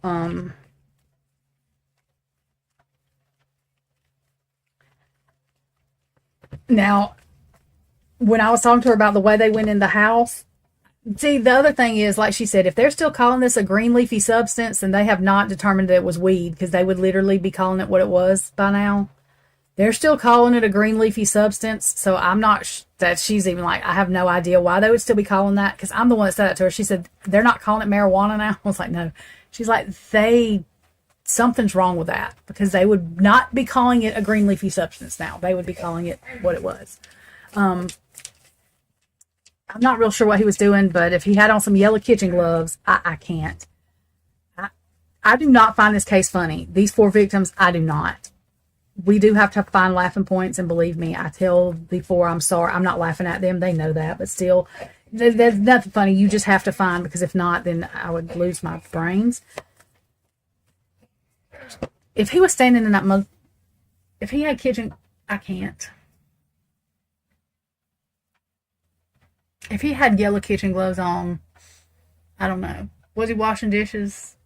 Was he cooking crack on a plate? I mean, he could have been doing that. Who knows? But they didn't say nothing about no crack. I'm just saying. Or not crack meth. Whatever. I don't even know how to do it. But whatever. Whatever they cook. That shit. Was he scraping that off a plate or something with some yellow kitchen gloves? I'm not sure. I don't know. The judge did say he was doing something. Like, there was something that I don't know. And I do understand them thinking, like, if he did this, then he could be dangerous. I don't understand why they would tempt and do this with all those other people in the house at 2 o'clock in the morning, though. I mean, that's traumatizing, Jeff. And if you think about that, Jeff, think about if you did something and them coming in and doing your family like that, like, it's not cool. I don't care if Bryan Kohberger's guilty, if not guilty. His family did not do it, okay? His mama, that's still a mama. You know, she's still a mama. And for the simple fact, there was so many people in there, something bad could have happened. His dad could have thought somebody was breaking in the house and shot at the police, and then they killed everybody in the house. I mean, you know, that no-knock thing, if it would have been at his apartment or something, I probably wouldn't say too much, but, like, they did it with a house full of people, and they knew who was in the house. None of those people have a background from what they're saying. None have a background, none violence, none anything. They could have arrested him running or any decent time. Listen to me. I don't think Bryan Kohberger did things at night that made them think they had to go in his house or in them people's house like that. I don't think he was doing that.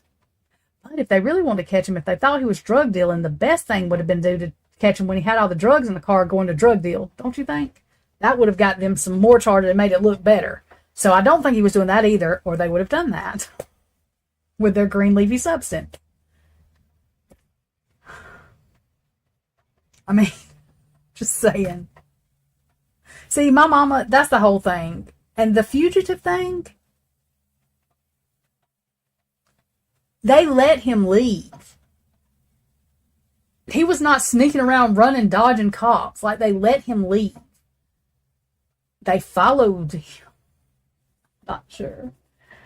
Sometimes I don't think Pennsylvania was all the way aware of the stuff they really didn't have. I think Pennsylvania was due. I don't know why they didn't have body cam. If they had a fucking drone going overhead, if I was one of them cops, there's no way I wouldn't have had body cam. Excuse me. Can I have body cam?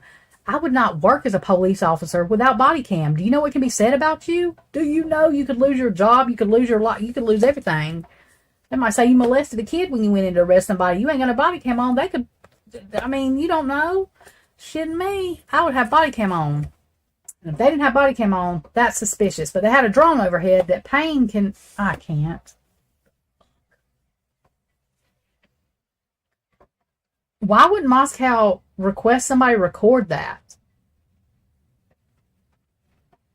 And how much could they have possibly got with a drone overhead that's outside? Did they fly the drone in the house? I'm confused. And I think Pennsylvania was acting as a sister state or whatever, brother state, a damn state that's in the United States that's being friendly with another state. Sound like Russia and Ukraine here. Anyway, and we're doing what, you know what I mean? Like they probably thought Idaho had it all together. I'm not going to say Pennsylvania didn't have rules they needed to go by, but I'm saying though they were doing it for Idaho, so they were probably figuring Idaho had it together. But if the FBI was involved, this body cam thing really bugs me. And Jeff, that's what I'm saying. I don't understand why you can't even say, it's not like we think you're against all law enforcement, but they should have had body cam for their safety. Not even about Bryan-Kohberger, for their safety. Anything can be said. I wouldn't have done it. I would not have done it at all.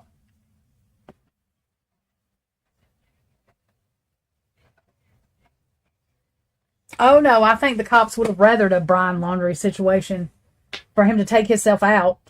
I do. But if Brian's innocent, he wouldn't have even known about trying to take himself out because he knew what was going on. And I'm not saying he did. I'm just saying, though, and it's not funny. I'm just laughing because now I just don't even know. I'm just saying we all need to be careful. I'm not saying let guilty people go. But our skin cells are everywhere. So before we start talking shit, it could be one of our kids. It could be us. Oh, God, I can't go to jail with women. I can't. So that's why every time I think about going somewhere, I'm like, oh, God. Then I think about that. I'm like, oh, God, my skin cells. Because I always get caught in fucked up situations. Like, had my wisdom teeth out, missed 4 weeks of school for wisdom teeth because I had a dry socket. Then after the dry socket, they left the damn packing in and they had to reopen it to get the packing out. So I end up in fucked up situations I have all my life. So the only thing I can think about is, oh, fuck, I can't do it. I can't do it. If I'm going to hurt somebody, I'll stand there. I'll take the fall for it. I don't want to be accused of, I don't, that's all I think about is my skin cells and where they might be. And what if it's a country that don't have rights? What if it gets transferred to Canada or something? Oh my God. I can't. I need to stop thinking because that's where my brain goes. So.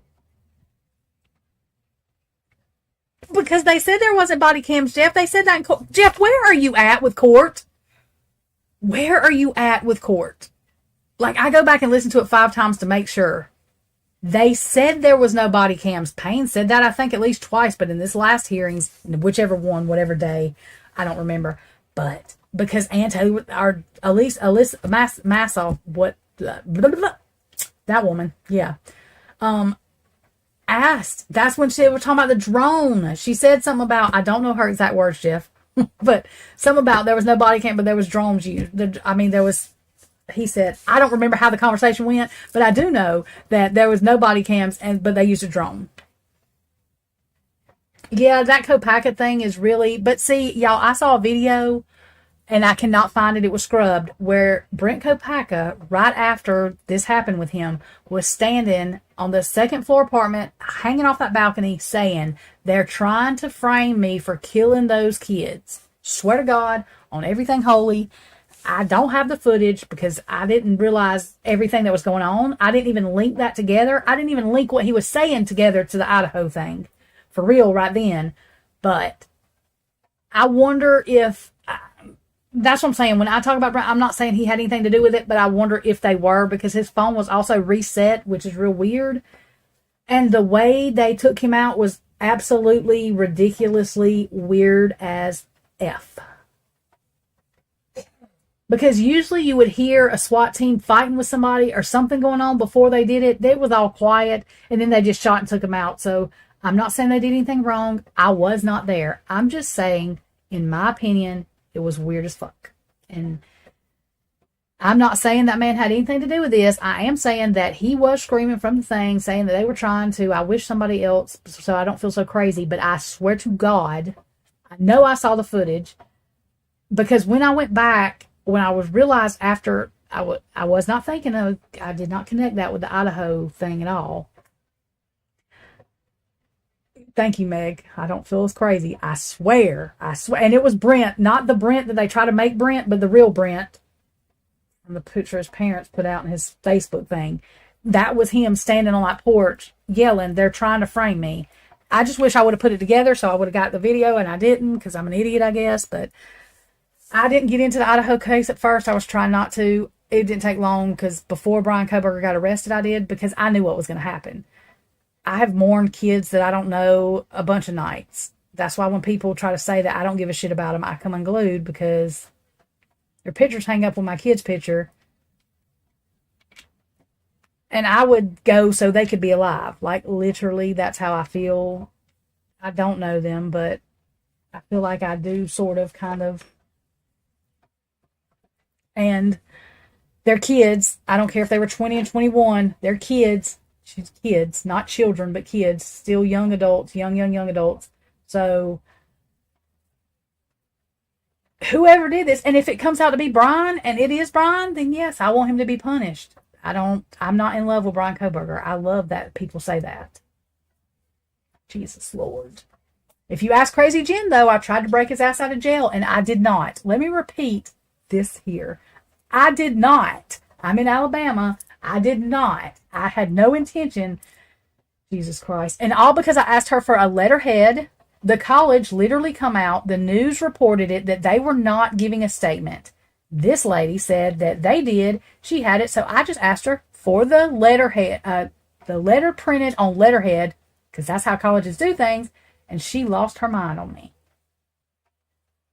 I don't know. And then told YouTube that I was trying to break Bryankohberger out of jail. I could have had cops surrounded my house. Oh my God. Jesus Christ. With her pink paper where she thought she was being put on the I can't. I'm fixing to bust out laughing. Y'all give me a minute. I got to mute this because I can't even finish that statement. Somebody lives in Kentucky is being put on the gag order because I can't. Somebody finish what she did because I can't. Hang on. Give me a minute, y'all. I'm going to go pee too. I'll be right back.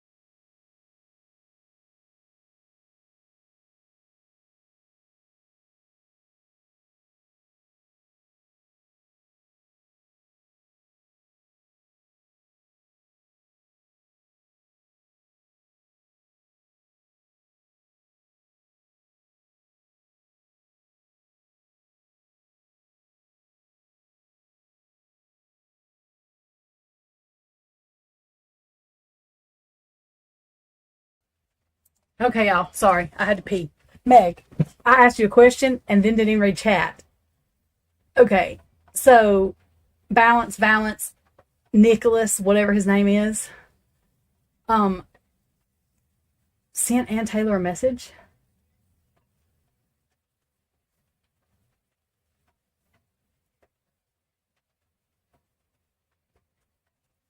I mean, we'll never know because the judge is not going to admit that he almost said Kopaka. I thought he did.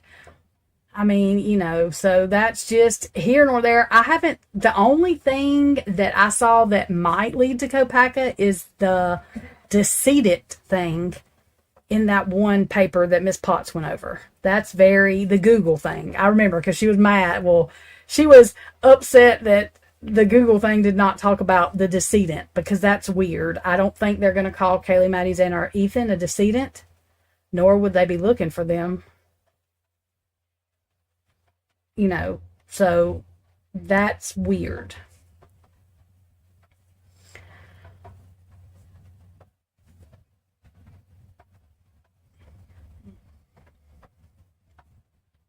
The other thing with him almost saying Kopaka is Kopaka lived in Washington, so why would his name even be on the tip of his tongue? That was the other thing. If he would have just said Co, I would have said that. But the the P kind of come out from what I saw. I could be wrong, but that's what I heard. I didn't just hear the Co, I heard the P, and that's why if it would have just been Co, I would have been like, he might have been saying Kohberger, but the P come out. I mean, I almost think the K part even come out, but I know the P come out from what I saw. I could be wrong. But y'all, that's here nor there because Kopaka does have a P in it. I know Kohberger don't. That's what I'm saying. The judge didn't just say Co. He said, well, I might have misunderstood the but it kind of, he didn't completely say the P, I don't think, but it come out like that to me when I watched it over. He might not have been. Like I said, we're never going to know. I mean, we can still, even if Kopaka is whatever in this, I don't even know because of him not being here. I don't even know if he is implicated because it's not like anybody could question him. So I don't know if it'll come out. But the decedent thing, and I looked up decedent because I wanted to make sure what that meant, and is what it means, someone not alive. But that is weird because it's weird.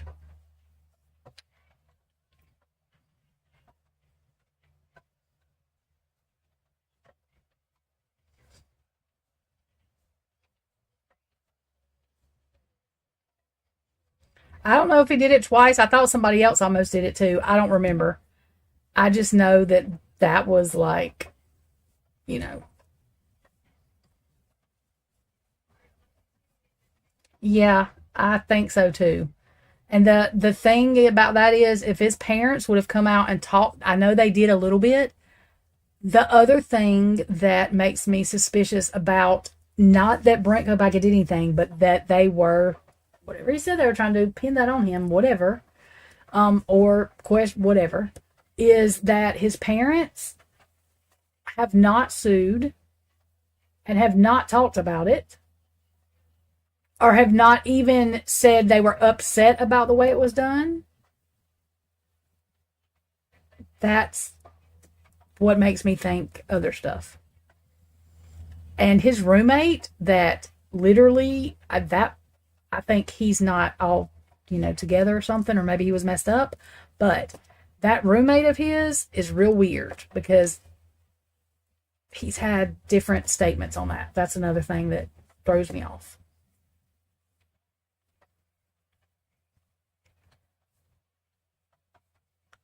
Yeah, and that's what I'm saying.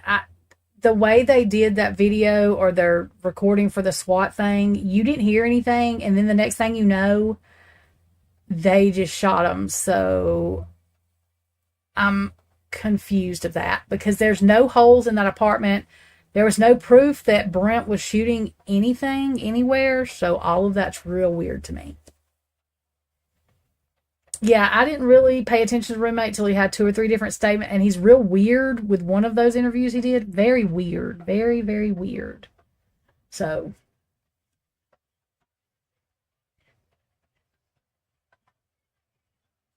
Meg, I don't remember because I listened to that SWAT, but I can't remember everything because the triggering part, and this is before I did not even connect him to the Idaho thing.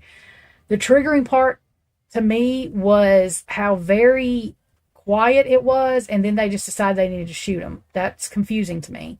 I'm not on the SWAT team. I was not there. I don't know what was going on, but I do know that they said there was no bullet. They didn't even evacuate all the apartment. So that's the other thing that was kind of whatever. I do think he had his mental health, like people are like that. I do, allegedly, my opinion. I respect the man for fighting for our country, but I think he was on drugs. It seemed to me that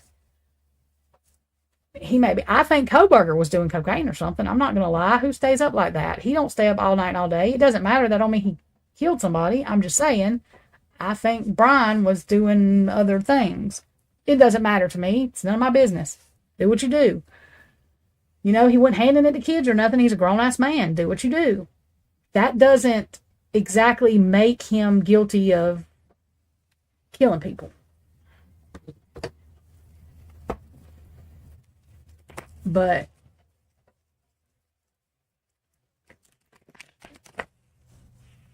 you know, that's just my opinion of it. I could be wrong.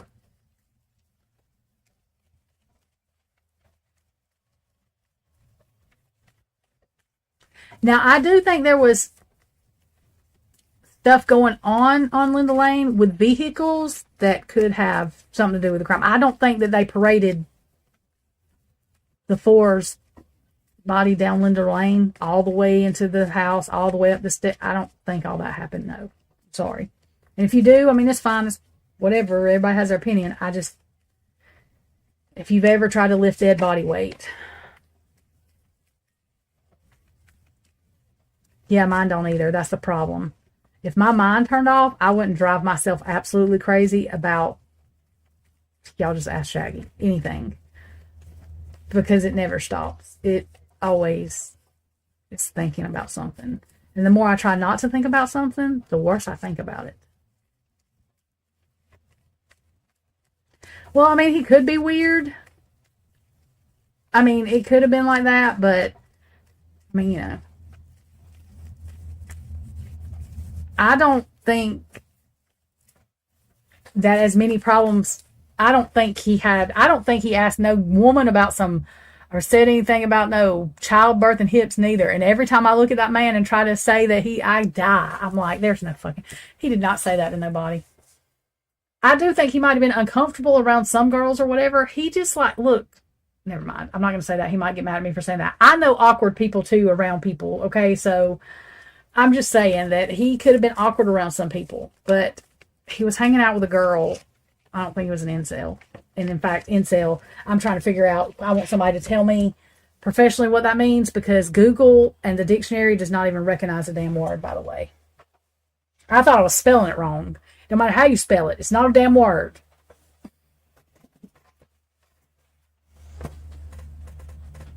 And if you try to compare him to the thing that made the incel a word, I don't remember that man's name. I shouldn't call him a thing.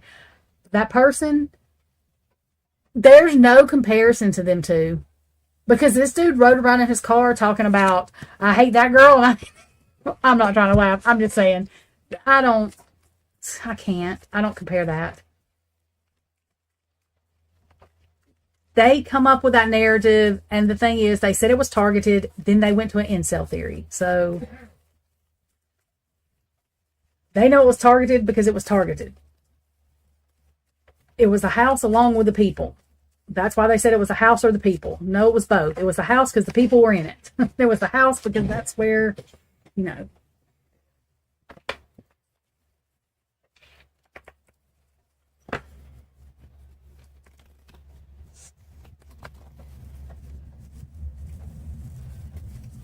Yeah, I don't even think Enon is, because he talked to, like, I don't think he is. I think he's goofy. I think he's real smart. And he may have information or something, but I don't think he went in there and did that neither. He's just, you know. And people think he's weird, and he is weird, but people are weird. I mean, I'm weird, not, I guess, that weird, but I'm weird. He's just weird. He don't give me killer vibes at all, though. I mean, just don't. He gives me dork vibes, not incel vibes. Like, dork vibes. You know, like Screech on Saved by the Bell or something. That's just not I hate women or whatever. More like he's just weird. And there's just a certain type of girl that would probably date him. No, I haven't watched no dating game video with him. I just think he's goofy as shit. But he's smart. I mean, he's just goofy. I don't know.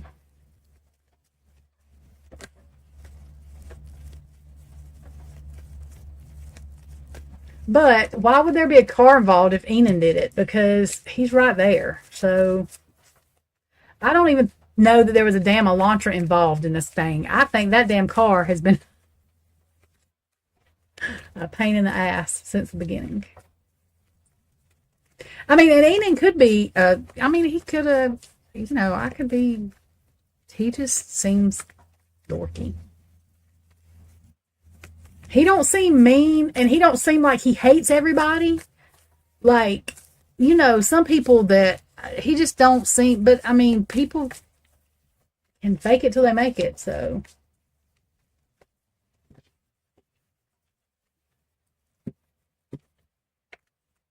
Yeah, the car, the white truck, and the SUV, that black SUV or whatever the shit it is, bothers me.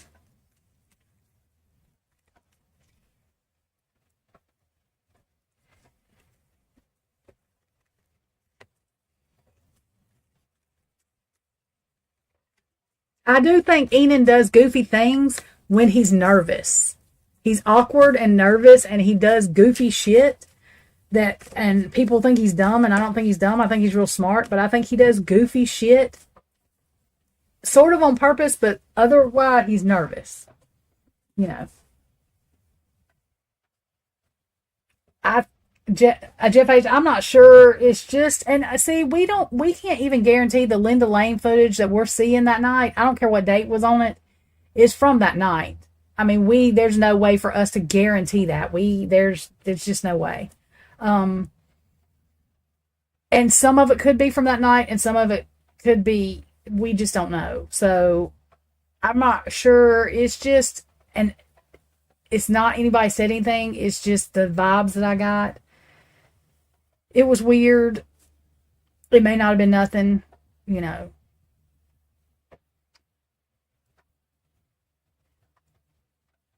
Yeah, Meg. Then that's what I'm saying. Like, who would say that?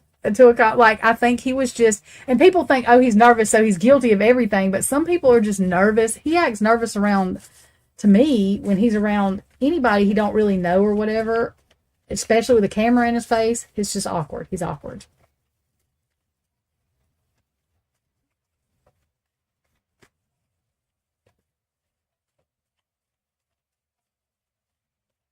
And Jeff H, that's fine. I'm just saying there's no guarantee that that man's not lying. The owner, you know what I mean? There's no guarantee that he won't lie. And I'm just saying, you know, everybody's human, so there's no guarantee I won't lie. I mean, I'm not, but I'm saying, y'all don't know. You know what I'm saying. Anybody can lie.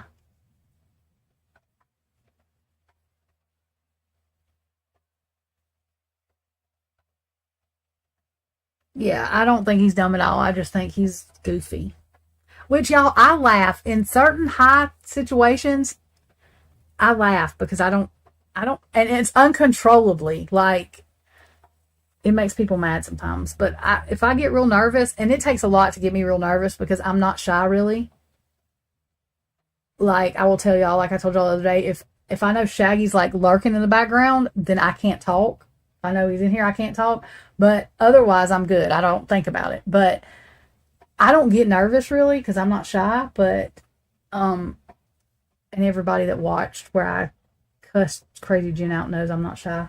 But anyways, but if I do get nervous, like I laugh.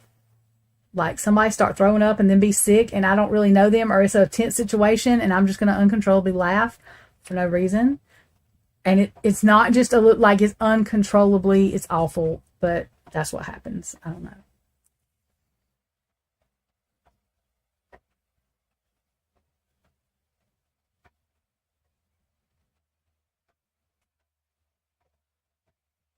Well, I mean, I really shouldn't say that about Brian because y'all, according to Shaggy, I don't sleep but like 2 hours a night. I'm some vampirist or something. Like I don't sleep, which I don't sometimes, but I just, my brain don't shut off, or I have a dream or something and I just don't. It used to be so bad I wouldn't sleep at night because I had nightmares, so I'd sleep in the day because I didn't have nightmares. So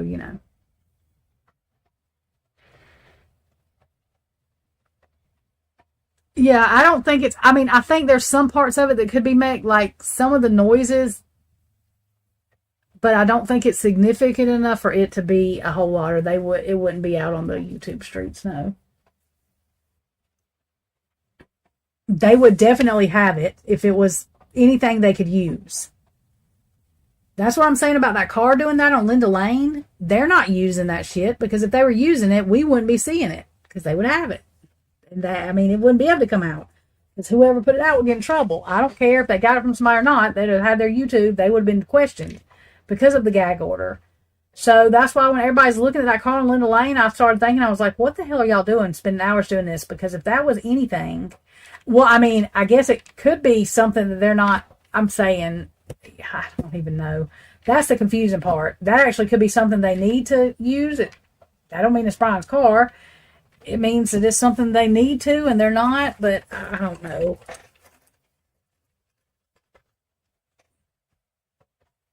Tane, you just scared the shit out of me with all your exes.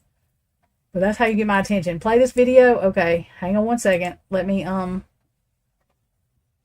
on, y'all. I gotta get my stuff together here. Shit, I said stop. I didn't say play. This stupid thing right here. Hang on. Let me get past this advertisement.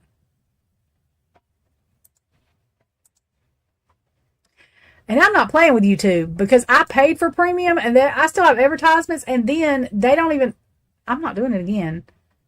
And I don't send it to them where it come out of my account. They can suck it because I'm not doing it again. They're expensive shit. They want somebody to, and look, yeah, I'm not doing it again. So I don't mind dealing with advertisement. I can just, it goes away in 3 seconds anyways, but they made me mad. All right, hang on, y'all.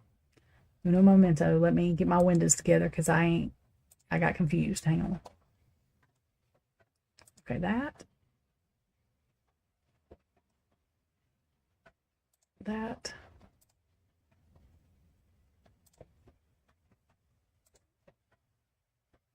That.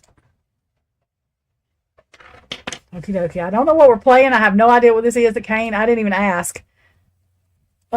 So if it's something bad, Kane told me to do it. So y'all fuss at him because I didn't ask him what it was. I just trusted that it was something that we should listen to. All right.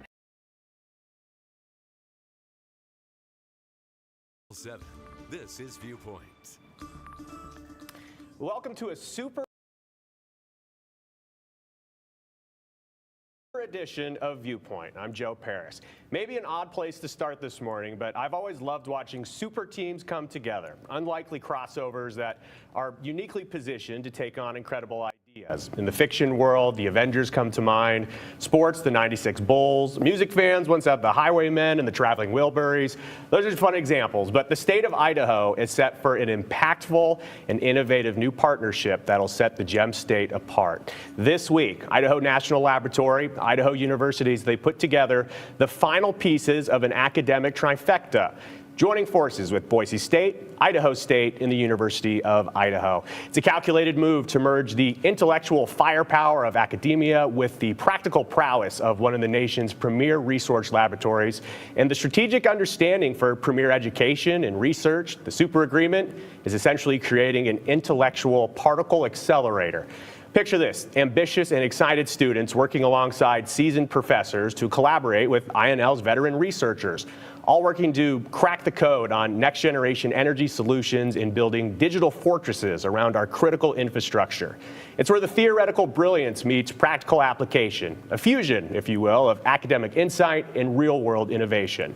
Not just to keep the lights on and enjoy some fun, but to keep America's energy future burning bright and secure. And joining us here this morning, we have an unbelievable panel. This is all basically the university presidents of our public universities, as well as the director of INL. Just to introduce everyone, we have INL Director John Wagner. Good morning, Director Wagner. Sitting right next to him, no relation, Dr. Robert Wagner, president of Idaho State University. Dr. Marlene Trump from Boise State University. And all the way up north, University of Idaho President Scott Green. We'll start, though, with Director Wagner. The super agreement. What is the super agreement? I know I touched on it, but what is it and how did it really come together? So first of all, thanks for having us. This is really great to be all together with you. So the super agreement, strategic partnership for strategic university partnership for premier research and education. This is a targeted, very strategic set of agreements with each of the universities. It really takes our long-standing partnership at the laboratory to the next level with each of the universities. And I couldn't be more excited to have signed these agreements and moving forward towards execution. For the university president, I mean, when did this first get on your radar? Was this kind of just like a dream scenario? How did it come true? Well, it really was John's leadership, right, and vision. And I remember, I think he called all of us, and just, let us know that, hey, this is where we'd like to take, the lab, and this is how we'd like to bring all of the universities into this. And I just remember it being a brilliant vision. I signed on right away. So we're just very excited about it all. In terms of the practical application of this program, how do you see this playing out at Boise State and I guess in general terms as well? Well, each of us takes our specific research expertise and the kinds of partnerships we already have with the lab, but it allows us to really amplify those. And so what we're doing is creating a lot of joint opportunities for our faculty and their researchers, the students that you described working alongside them. And in our case, we're looking at materials in extreme environments. We're working on cybersecurity, and what we're interested in is how can we actually develop materials that'll work in a nuclear environment so we can produce more secure energy for the future. And when you talk about a major partnership like this, I mean, what excites you most about having the perspective of not just getting to work with each other, but having it be meaningful work that will actually make a difference moving forward for the state? Sure, Joe. First of all, Idaho State University, as well as our sister institutions, we've been working with INL for decades. Mm-hmm. It's been a tremendous benefit to this state. What these super agreements do is it really focuses our attention for the next generation of research that's going to help make America secure when it comes to energy, to cybersecurity. At Idaho State University, for us, it's critical and strategic materials. It is environmental and energy security. These are ways that our faculty can focus their research efforts alongside INL, very skilled professionals. And then you bring students in and graduate students in. So we're not only doing work now that's going to really support our economy and the position that we're taking in the world in these areas, but we're also training the next generation by bringing graduate and undergraduate students in. From an INL perspective, I think the easy question is, what do you guys get out of this? Why are you in this situation? For the universities, you could kind of assume their perspective, but for INL, I mean, this is a generous thing to do. Well, it's not. It's in our overall best interest. So let me start. I should have probably said earlier that we've had long-standing relationships. I want to make sure that's clear. And when you look at our over 6,000 employees, nearly 1,800 of them have a degree from one of these 3 institutions. I mean, think about that. That's more than a quarter of our total workforce has a degree from one of your institutions. And so workforce development collaboration is something that we've already been doing. What we're really looking to do is continue all those great things, and maybe we'll talk a little bit about some of those things, but take it to the next level with a very strong focus in these areas that have already been mentioned. You know, research dollars need to go further. We've got clear signals from the nation in terms of what we need in terms of energy dominance, energy security, critical infrastructure security. Nuclear energy is a part of that energy mix. And so what this enables us to do is continue all that collaboration that we're already doing, but really put an extra focus on these areas that are particularly important for the nation and the planet today. I think you highlight a major point. This is not a brand new partnership in terms of INL is just working with universities for the first time. Long-standing tradition. When we talk about these specific areas of expertise, let's start actually with the University of Idaho. What areas is U of I kind of working at, and what do you guys hope to excel as a part of the super agreement? Yeah, so nuclear waste management is one of them, and reducing the amount of nuclear waste that comes out of these systems. Integration of nuclear systems. You know, for instance, we are working with INL on 3D printing of parts that are used in these you know, molten salt reactors. Really cool stuff. And then, you know, around, you know, power engineering around the cyber infrastructure in our utility system. We actually work with SEL right now they have these no-fault power lines. So in other words, their relays will actually turn off so they don't cause fires, you know, when they break.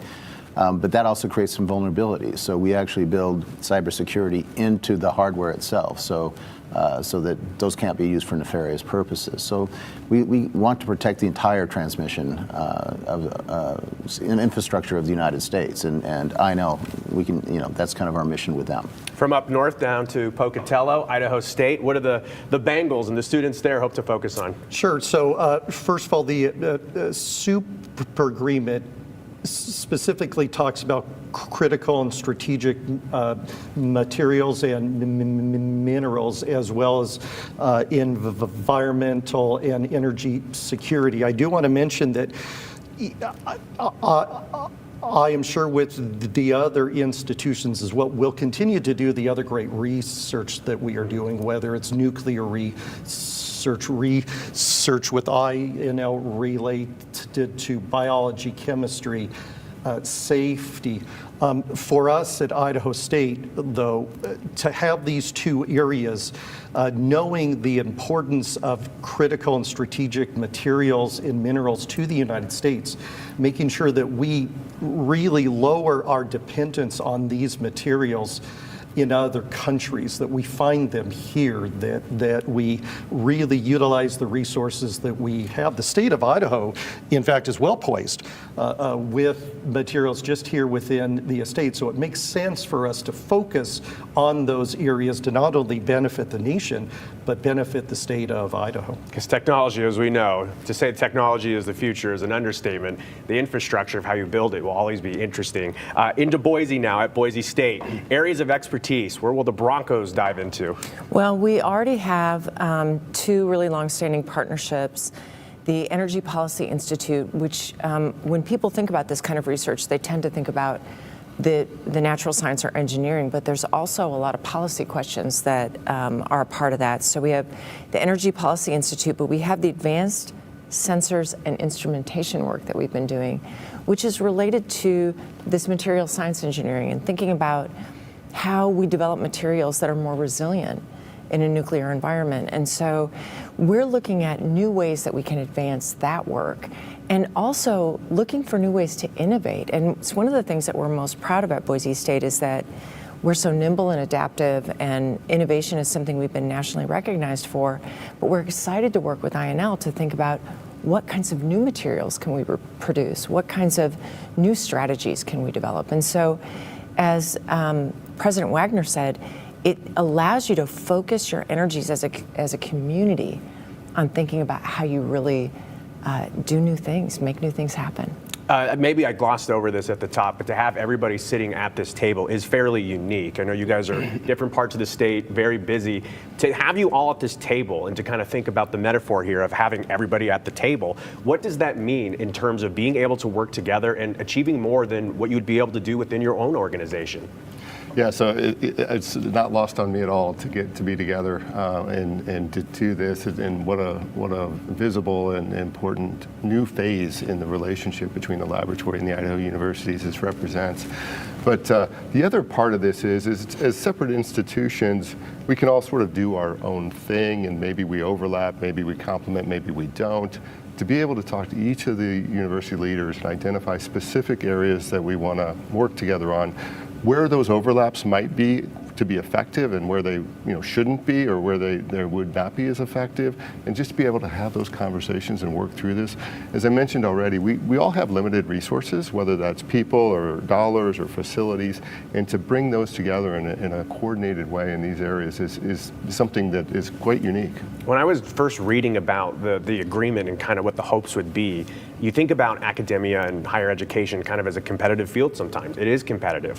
But when you have something like this in Idaho, as an entire group, to me, it feels like you put the Gem State as a potential powerhouse in scientific research. And no disrespect, I don't think a lot of people think, oh, Idaho scientific research. But with INL and everybody coming to the table, I mean, how do you see that playing out in the coming years? Well, INL's been an incredible partner, I think, for all of us in creating research. And I think John's vision is that, we become a nuclear powerhouse as well, and an energy powerhouse. And I think we're all striving to do that. What really isn't known is that they've already helped us in that regard with our research. We can acquire great faculty because, INL literally gives us their old supercomputers, which, by the way, are some of the fastest supercomputers in the world, and they give us access to all of that, and that's incredibly important for our modeling, for the AI that we've been building on our own campus. It's a tremendous asset, and we're very grateful to INL. As John said, we've all been working with them a long time. I think they opened in 1949. We had a relationship then. I think he said we started teaching there in 1953. This is just a new phase, and he's got the vision, and we want to be part of it. We're going to take a real quick break, but when we come back, we're going to talk about the student interaction and the workforce development. A lot of talk about what the future of Idaho will look like. We'll talk about how this special partnership can help shape that. You're watching Viewpoint. We'll be right back. How would you like to save a small fortune in taxes when you're retired? Here to talk about it is Ryan and Tyson Thacker of Boss Retirement Solutions, 5-time winners of the Best of State Award. And Ryan and Tyson, you have some good news for us about taxes in retirement. Nisha, we sure do. And if you stopped and added up how much you'll pay in taxes when you're retired, and we're talking about taxes on your IRA and 401k withdrawals, taxes on the growth from your investments every year, the taxes on your Social Security benefits and other investment income, well, if you add all of those taxes up each year and then multiplied it by 20 or 30 years in retirement, this number could be staggering. And you would see how you could be paying even more taxes in retirement than you were when you were working. Well, Tyson, I'm thinking most people have not even done the math. They haven't done the math, Nisha, but it's a giant wake-up call. The good news is you have more control over how much you pay in taxes in retirement than you know. And if you take advantage of some simple tax planning strategies now, you could save a small fortune in taxes every year in retirement. Ryan, how can our viewers learn more? Well, we'll show you exactly how much money you could save with a free customized Boss Retirement Tax Savings Analysis. It's really simple. We help you calculate what your taxes will be in retirement on those retirement accounts. Then we'll show you how much money you could save just by taking advantage of these simple tax planning strategies. That sounds great, Ryan and Tyson. Thank you so much. If you have saved more than $200,000 for retirement, schedule your free customized retirement tax savings analysis now by calling 208-266-8213. This offer is only available if you call today. So call 208-266-8213. And remember, it's not what you make, it's what you keep. We see you. The change seeker. The first-gen college grad, the number cruncher, the schedule juggler, We see you wherever you are today, and we've got you for wherever you're going. Get a completely online, actually affordable degree at Columbia Southern University. See yourself at CSU.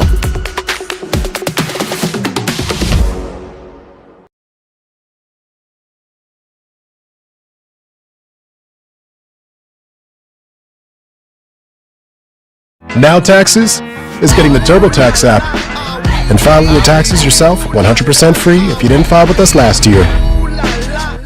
Now this is taxes. File free in the app by 2/18 when you switch to TurboTax Do It Yourself.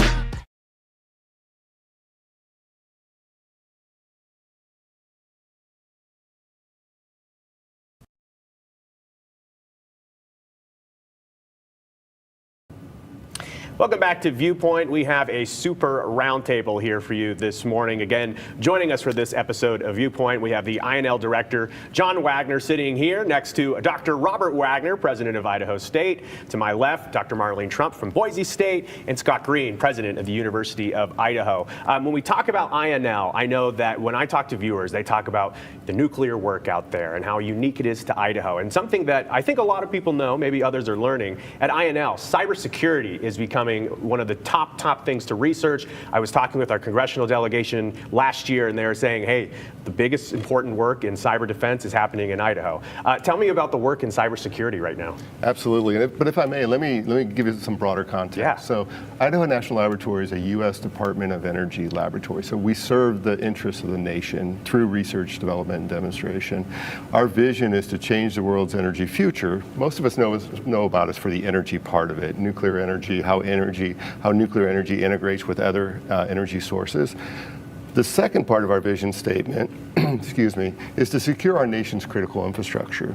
So that's the energy security piece that doesn't, frankly, get as much attention oftentimes as the nuclear piece, because the nuclear piece is our heritage. Securing our critical infrastructure, the big part of that is cybersecurity, what we call industrial control system cybersecurity. It's not the cybersecurity like on your laptop, what we would call IT cybersecurity. This is security for systems that make physical actions happen. These components are actually throughout our infrastructure. And when I say critical infrastructure, I think about the electricity grids that we all rely on, water treatment and distribution facilities that we all rely on every single day, oil and gas systems and transportation systems. This is things that we all rely on every day. These control systems are in all of that. And if they are vulnerable, the things that we rely on every day are vulnerable. So our researchers, I feel like I'm going on too long, but our researchers focus on how do we make sure that that critical infrastructure is secure by focusing on these control systems that could be accessed potentially by cyber means and disrupt these things that we rely on every day. I appreciate the way that you describe cybersecurity too, because I think a lot of us, including myself, when you say cybersecurity, like, I don't want someone to get into my emails, but it's much more than getting into our emails, as you touched about. I mean, it's the electrical grid. There are bad actors out there that want to threaten very important infrastructure, water, energy, all kinds of really big things. And we know that the students of today are working to protect that to tomorrow. I know at Boise State, the CORE program, what's going on there? What are you guys working on? So it's Cyber Operations and Resilience. That's what the acronym is for. And it's a partnership with INL. And we have right now over 400 students, 55% of them are from Idaho. So we're preparing an Idaho population to lead in Idaho. But that's also produced other efforts, some really critical efforts like cyber-informed engineering. So we're training our engineering grads to be ready to do the kind of work that Director Wagner described, where they are cyber informed as they go out into the workplace, whatever their area of engineering, because you can't be a construction manager or an electrical engineer without understanding the critical cyber elements of that. And I know that up at the University of Idaho, you guys are already working in the field. Tell me about what the students are working on up there. Yeah, so we have an undergraduate, graduate, and now a PhD program. But one of the first things I did when I joined the university, I had the opportunity to visit Idaho Falls, where John has mentioned, we have students there, and we have a master's class, and we have something called an attack and defense lab down in the basement, down in the dark basement in one of these buildings. And I went down there, and they had, monitors like this all over the place, and it looked like war games. I mean, things were being attacked, and they had all these coffee pots along the side. And I just thought it's because they were working late. And I asked, well, what are the coffee pots for? He says, well, we reprogram the thermal dynamics of those coffee pots to replicate nuclear cores. And if we lose one, they go off.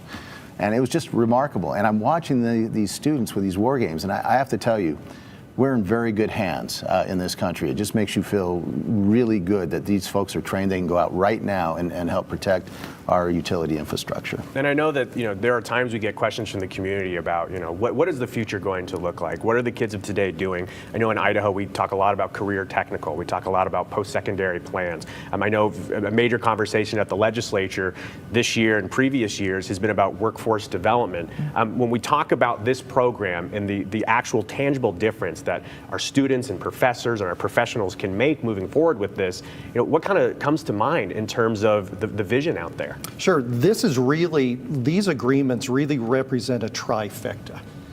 It's industry working with public higher education supported in meeting the needs of state government. It's those three entities working together that really demonstrates the value of public higher education, the vision that our governor's office and legislature has for this state, for economic development, for growth of our workforce. The bottom line is the state of Idaho is going to need workforce. And at our institutions, we are committed to providing that workforce.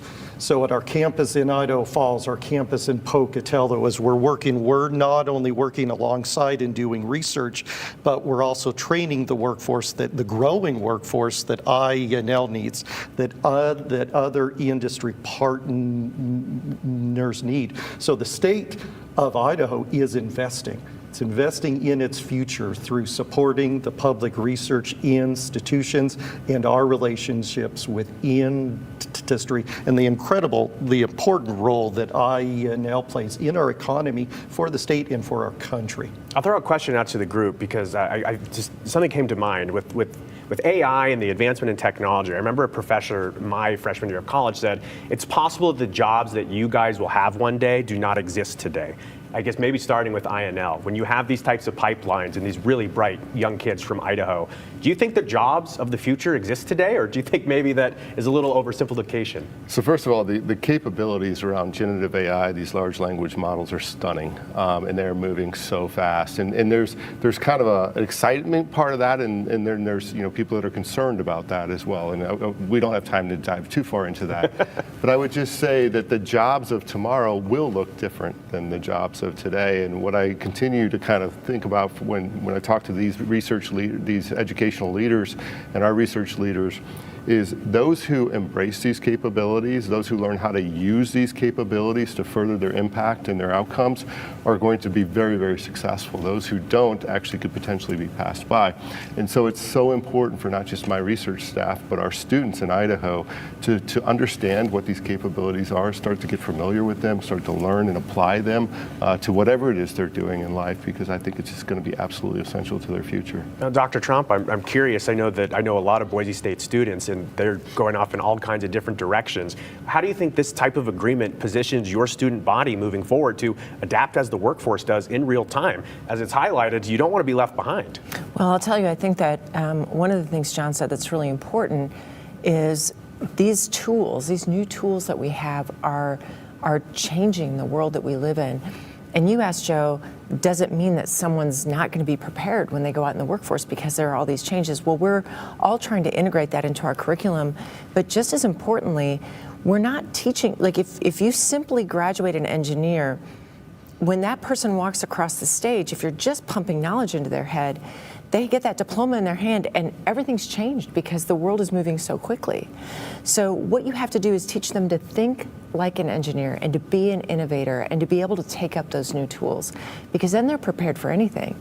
So what we're all doing and what we're striving to do for our students all the time is give them access to these tools, but most importantly, teach them how to be thinkers and learners so that they're ready for anything that comes next. I imagine one of the questions our audience will be wondering as we do come to an end of our show here, unfortunately. I'm told we have 1 minute, so quickly, maybe just around the table. How quickly do you think this program will result in tangible differences? I think it already is. Okay, already is? It is making an impact right now. Okay. Absolutely. Okay, so look at this. We got everybody at the table agreeing on one big subject. We can do sports and academic battles another time. But again, thank you so much. This is such a privilege to have all of you here physically at the table together. I would love to do this again sometime, so maybe we'll figure out.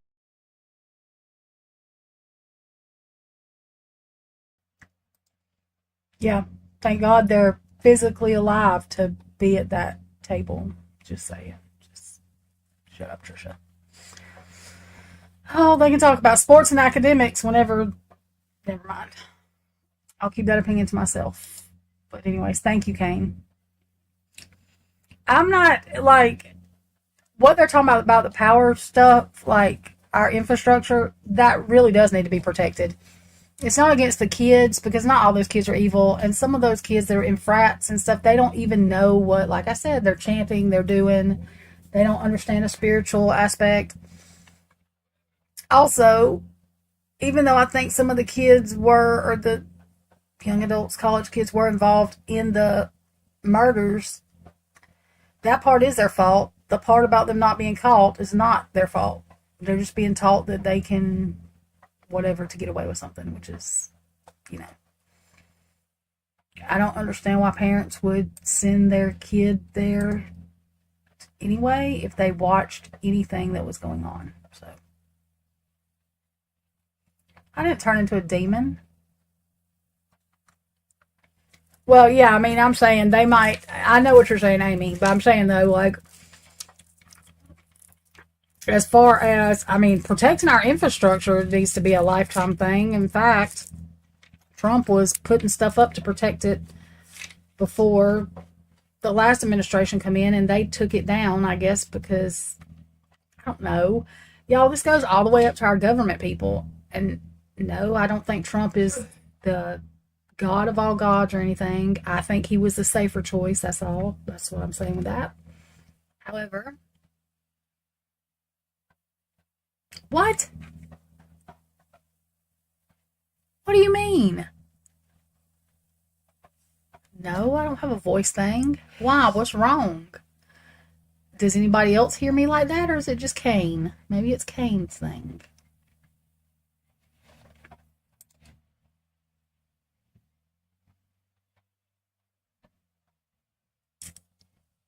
Yeah, Kane, check your internet. Ain't nobody else screaming that I'm sounding crazy. Okay. Thank you. But anyway, I mean, China and them, I guess, know all of our. I mean, I don't even know whether them people. Anyway, I don't believe anything our government says or anything anybody else's government said. That's what I said about the war in Ukraine and Russia. I can't tell you what side to be, because I don't know who's lying and who's not, because there's so much shit that we don't know. I do know there's innocent people and kids that are being unalived over there. That's not cool. So that's what I care about. All this government stuff, I don't know. We didn't learn all this history stuff in school, like how we told China that we agree with one China, but we're sitting there telling Taiwan that we agree they should be free at the same time. So, that just puts us in a real great position. That kind of stuff that happens. So, I'm just saying. I don't believe anything they tell us. In my opinion, and I have friends in Israel, but I'm just saying, America set Israel up to manipulate us if we're always going to protect no matter what. That's just my opinion of that. And they've been trying to play out the stuff they have in the Bible. I'm not going into that. I'm just telling everybody they should do their research on who put what in the Bible. And when you see the names of people that are Satanists for real, that allegedly may or may not have had part in some of the Bible, then you might start to wonder too. Anyway.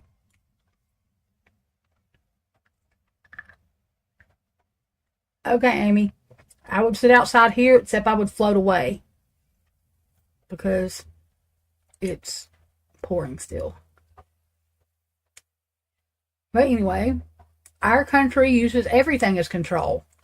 Jesus, church, God, all of it. So, you know, I have a hard time wondering why we learned the lies about World War II whenever we weren't told that Hong Kong didn't belong to China. The UN actually owned it till, I'm saying recently, a couple of years ago, whatever. And that all this other stuff that I learned after I got out of school where they taught me nothing. Just saying. They didn't teach us that Taiwan, that one of our presidents or vice presidents or both, was telling China we agree with one China while telling Taiwan we agree they should be free. That's a little contradictive. So, you know. These John F. Kennedy files come out too. And then everybody learned that the CIA and the government had him killed because he really didn't run the country. The deep state ran the country. And that's why, because they wanted to go to war and he did not with a Cuban Missile Crisis. So I just took him out. That's what happens. So when our country's talking about how Russia pushes people out windows, fuck, we kill presidents. Well, we don't, but, you know. So I have a hard time. I don't watch the news. I don't watch mainstream weather. Ever since I heard them all repeating the same exact thing, literally even the people that I watch in local Birmingham news, I have not turned on the TV in over a year. I will watch Leave It to Beaver on my computer or phone.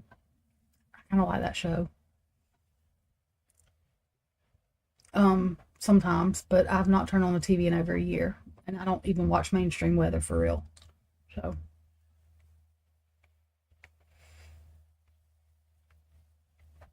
I'm not going to say that everything that they say is lies. I don't agree with what Hamas did to Israel people. Like, there's innocent people that have nothing to do with how the government's run, but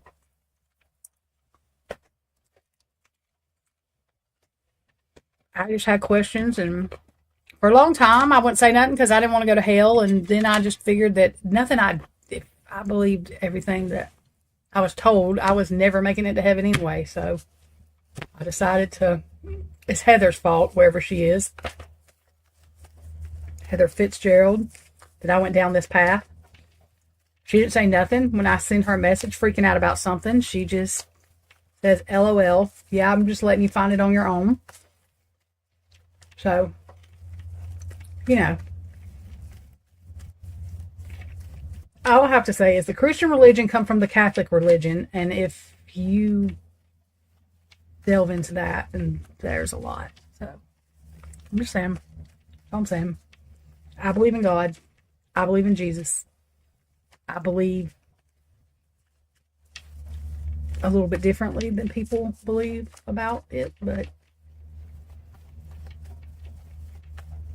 I don't think we just boom, just come out of, nothing, because everything's too perfectly, the animals, the grass, the what they eat, like it's not that, but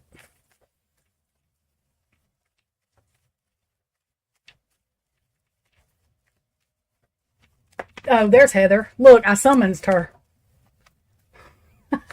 I just said your name. Who is that last name of the people I was trying to think? Who are them rich people, Heather, the evil people over there in the UN? What's their last name? Why can't I never remember when I'm trying to remember?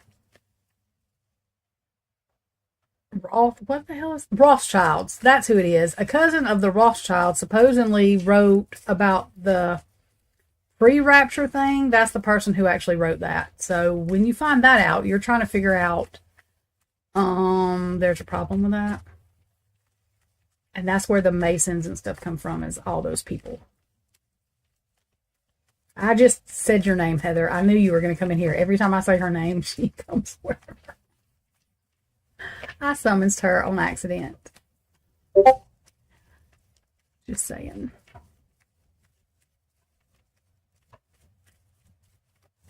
Oh. Well, then he must have got real bad because Heather used to get along with him, but I've heard. I mean, I've tried because he's disappeared on me. He played Houdini when I asked him a logical question. Not today, but I'm just saying. I think somebody timed him out earlier. Carla, you do not. She just misses saying crazy stuff to him.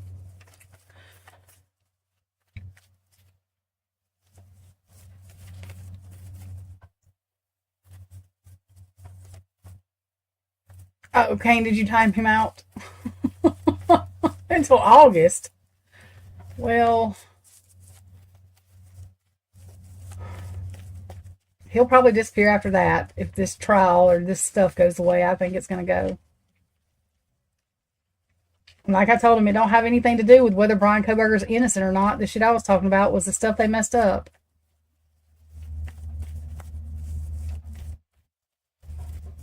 Yeah, I don't pay attention. The mods know what to do. They know what to...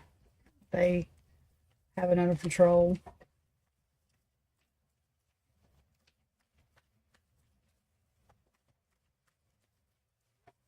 Oh my God.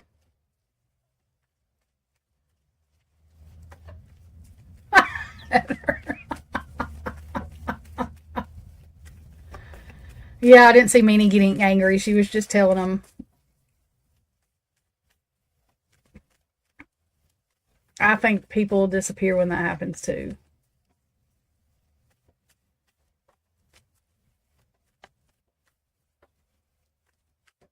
Y'all, Carla, I don't watch Frank. That let me be frank. I didn't know that was Frank. I had watched him on accident one time before and I wanted to choke him.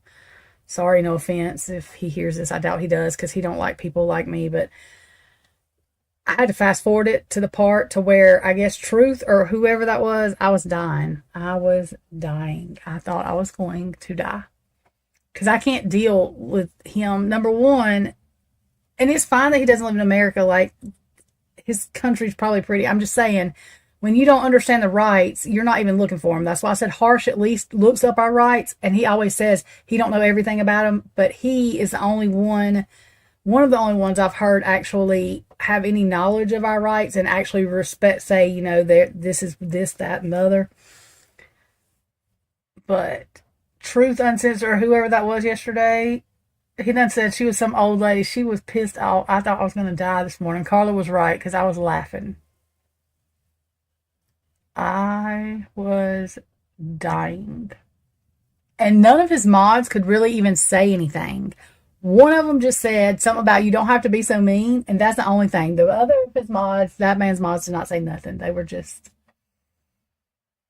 She was not playing. She went off. She's like... I can't. I don't even know what his theory is. I can't. He drives me absolutely. It's an eye twitch thing almost. My eye don't twitch, but it almost does Ashley Jennings twitch. I can't. Not because he thinks Brian's guilty or whatever, because he doesn't have a clue at how this stuff runs, and he's spatting it out to people, and they believe it, and then we have a mess like we have now.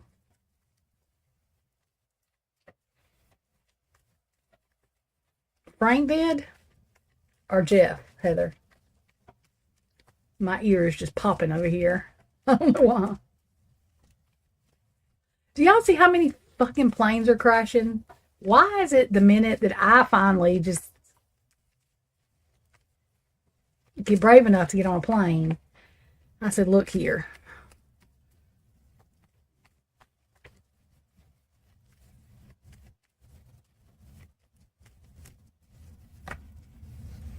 Oh my God. Oh, Frank. So Frank talks to Steve G? That's great.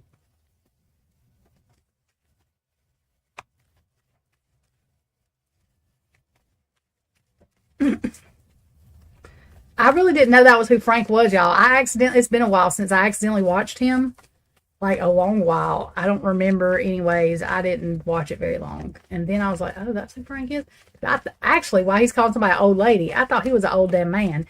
Hey, Heather, isn't that man that called T. Rev's thing? Isn't that who y'all are talking about? Is that the same person?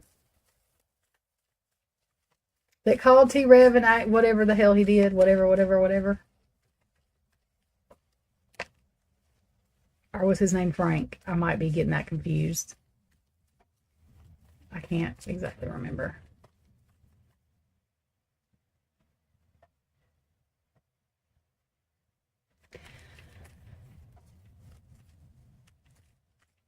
Yeah, I was doing earlier. There wasn't barely anybody in here asking questions about the case, so we got to talking about, I don't know, I started talking and we started talking and then, so yeah, if y'all have questions, I will, what did you say? Frank needs what?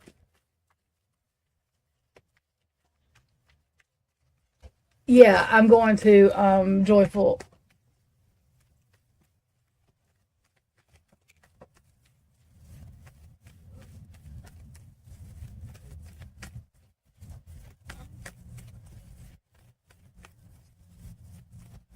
Yeah, he does weird things with his lips. I did notice that. I'm not sure what he was doing. He does weird things with his lips. But I mean, some people have tics or whatever, but yeah, he does weird things with his lips. Heather, I haven't been on Discord or nothing. So actually, I'm lying if I say I haven't seen anybody. I haven't seen anybody because I really haven't been on here and there and here.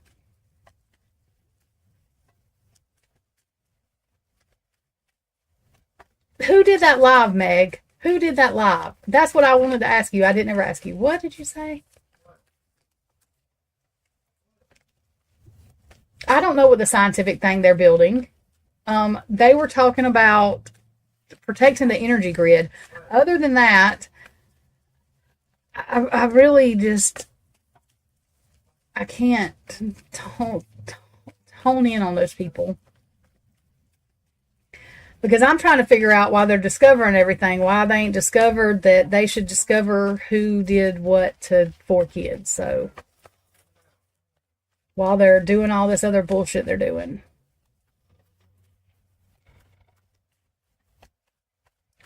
Okay, Meg P. Did Lana do that interview about Nick Balance? Is that what you're saying? Look, I missed this. She probably didn't answer me, but I missed it. Hang on, and I'll do a reading, but I want to, because I've already asked Meg P this like 10 times, and I probably miss her answer, and she's like, bitch, I've told you this.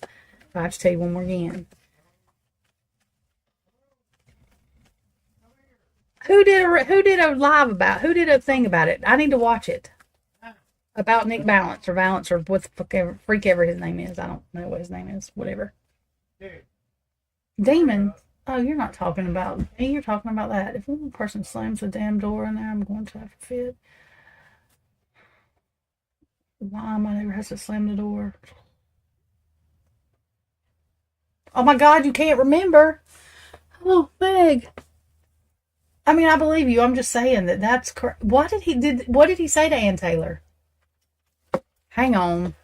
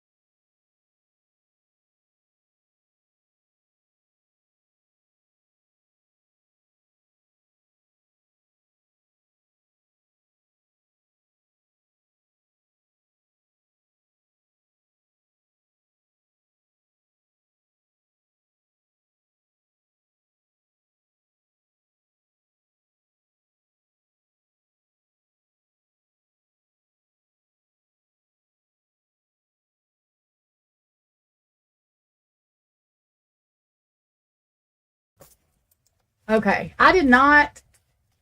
Whatever. Okay. Yeah, now Meg's got to dig it up. Okay, I'm supposed to do his readings now. But what did she say? Or what did he say? Do we know? Why would he text anntaylor? That's weird. Just saying.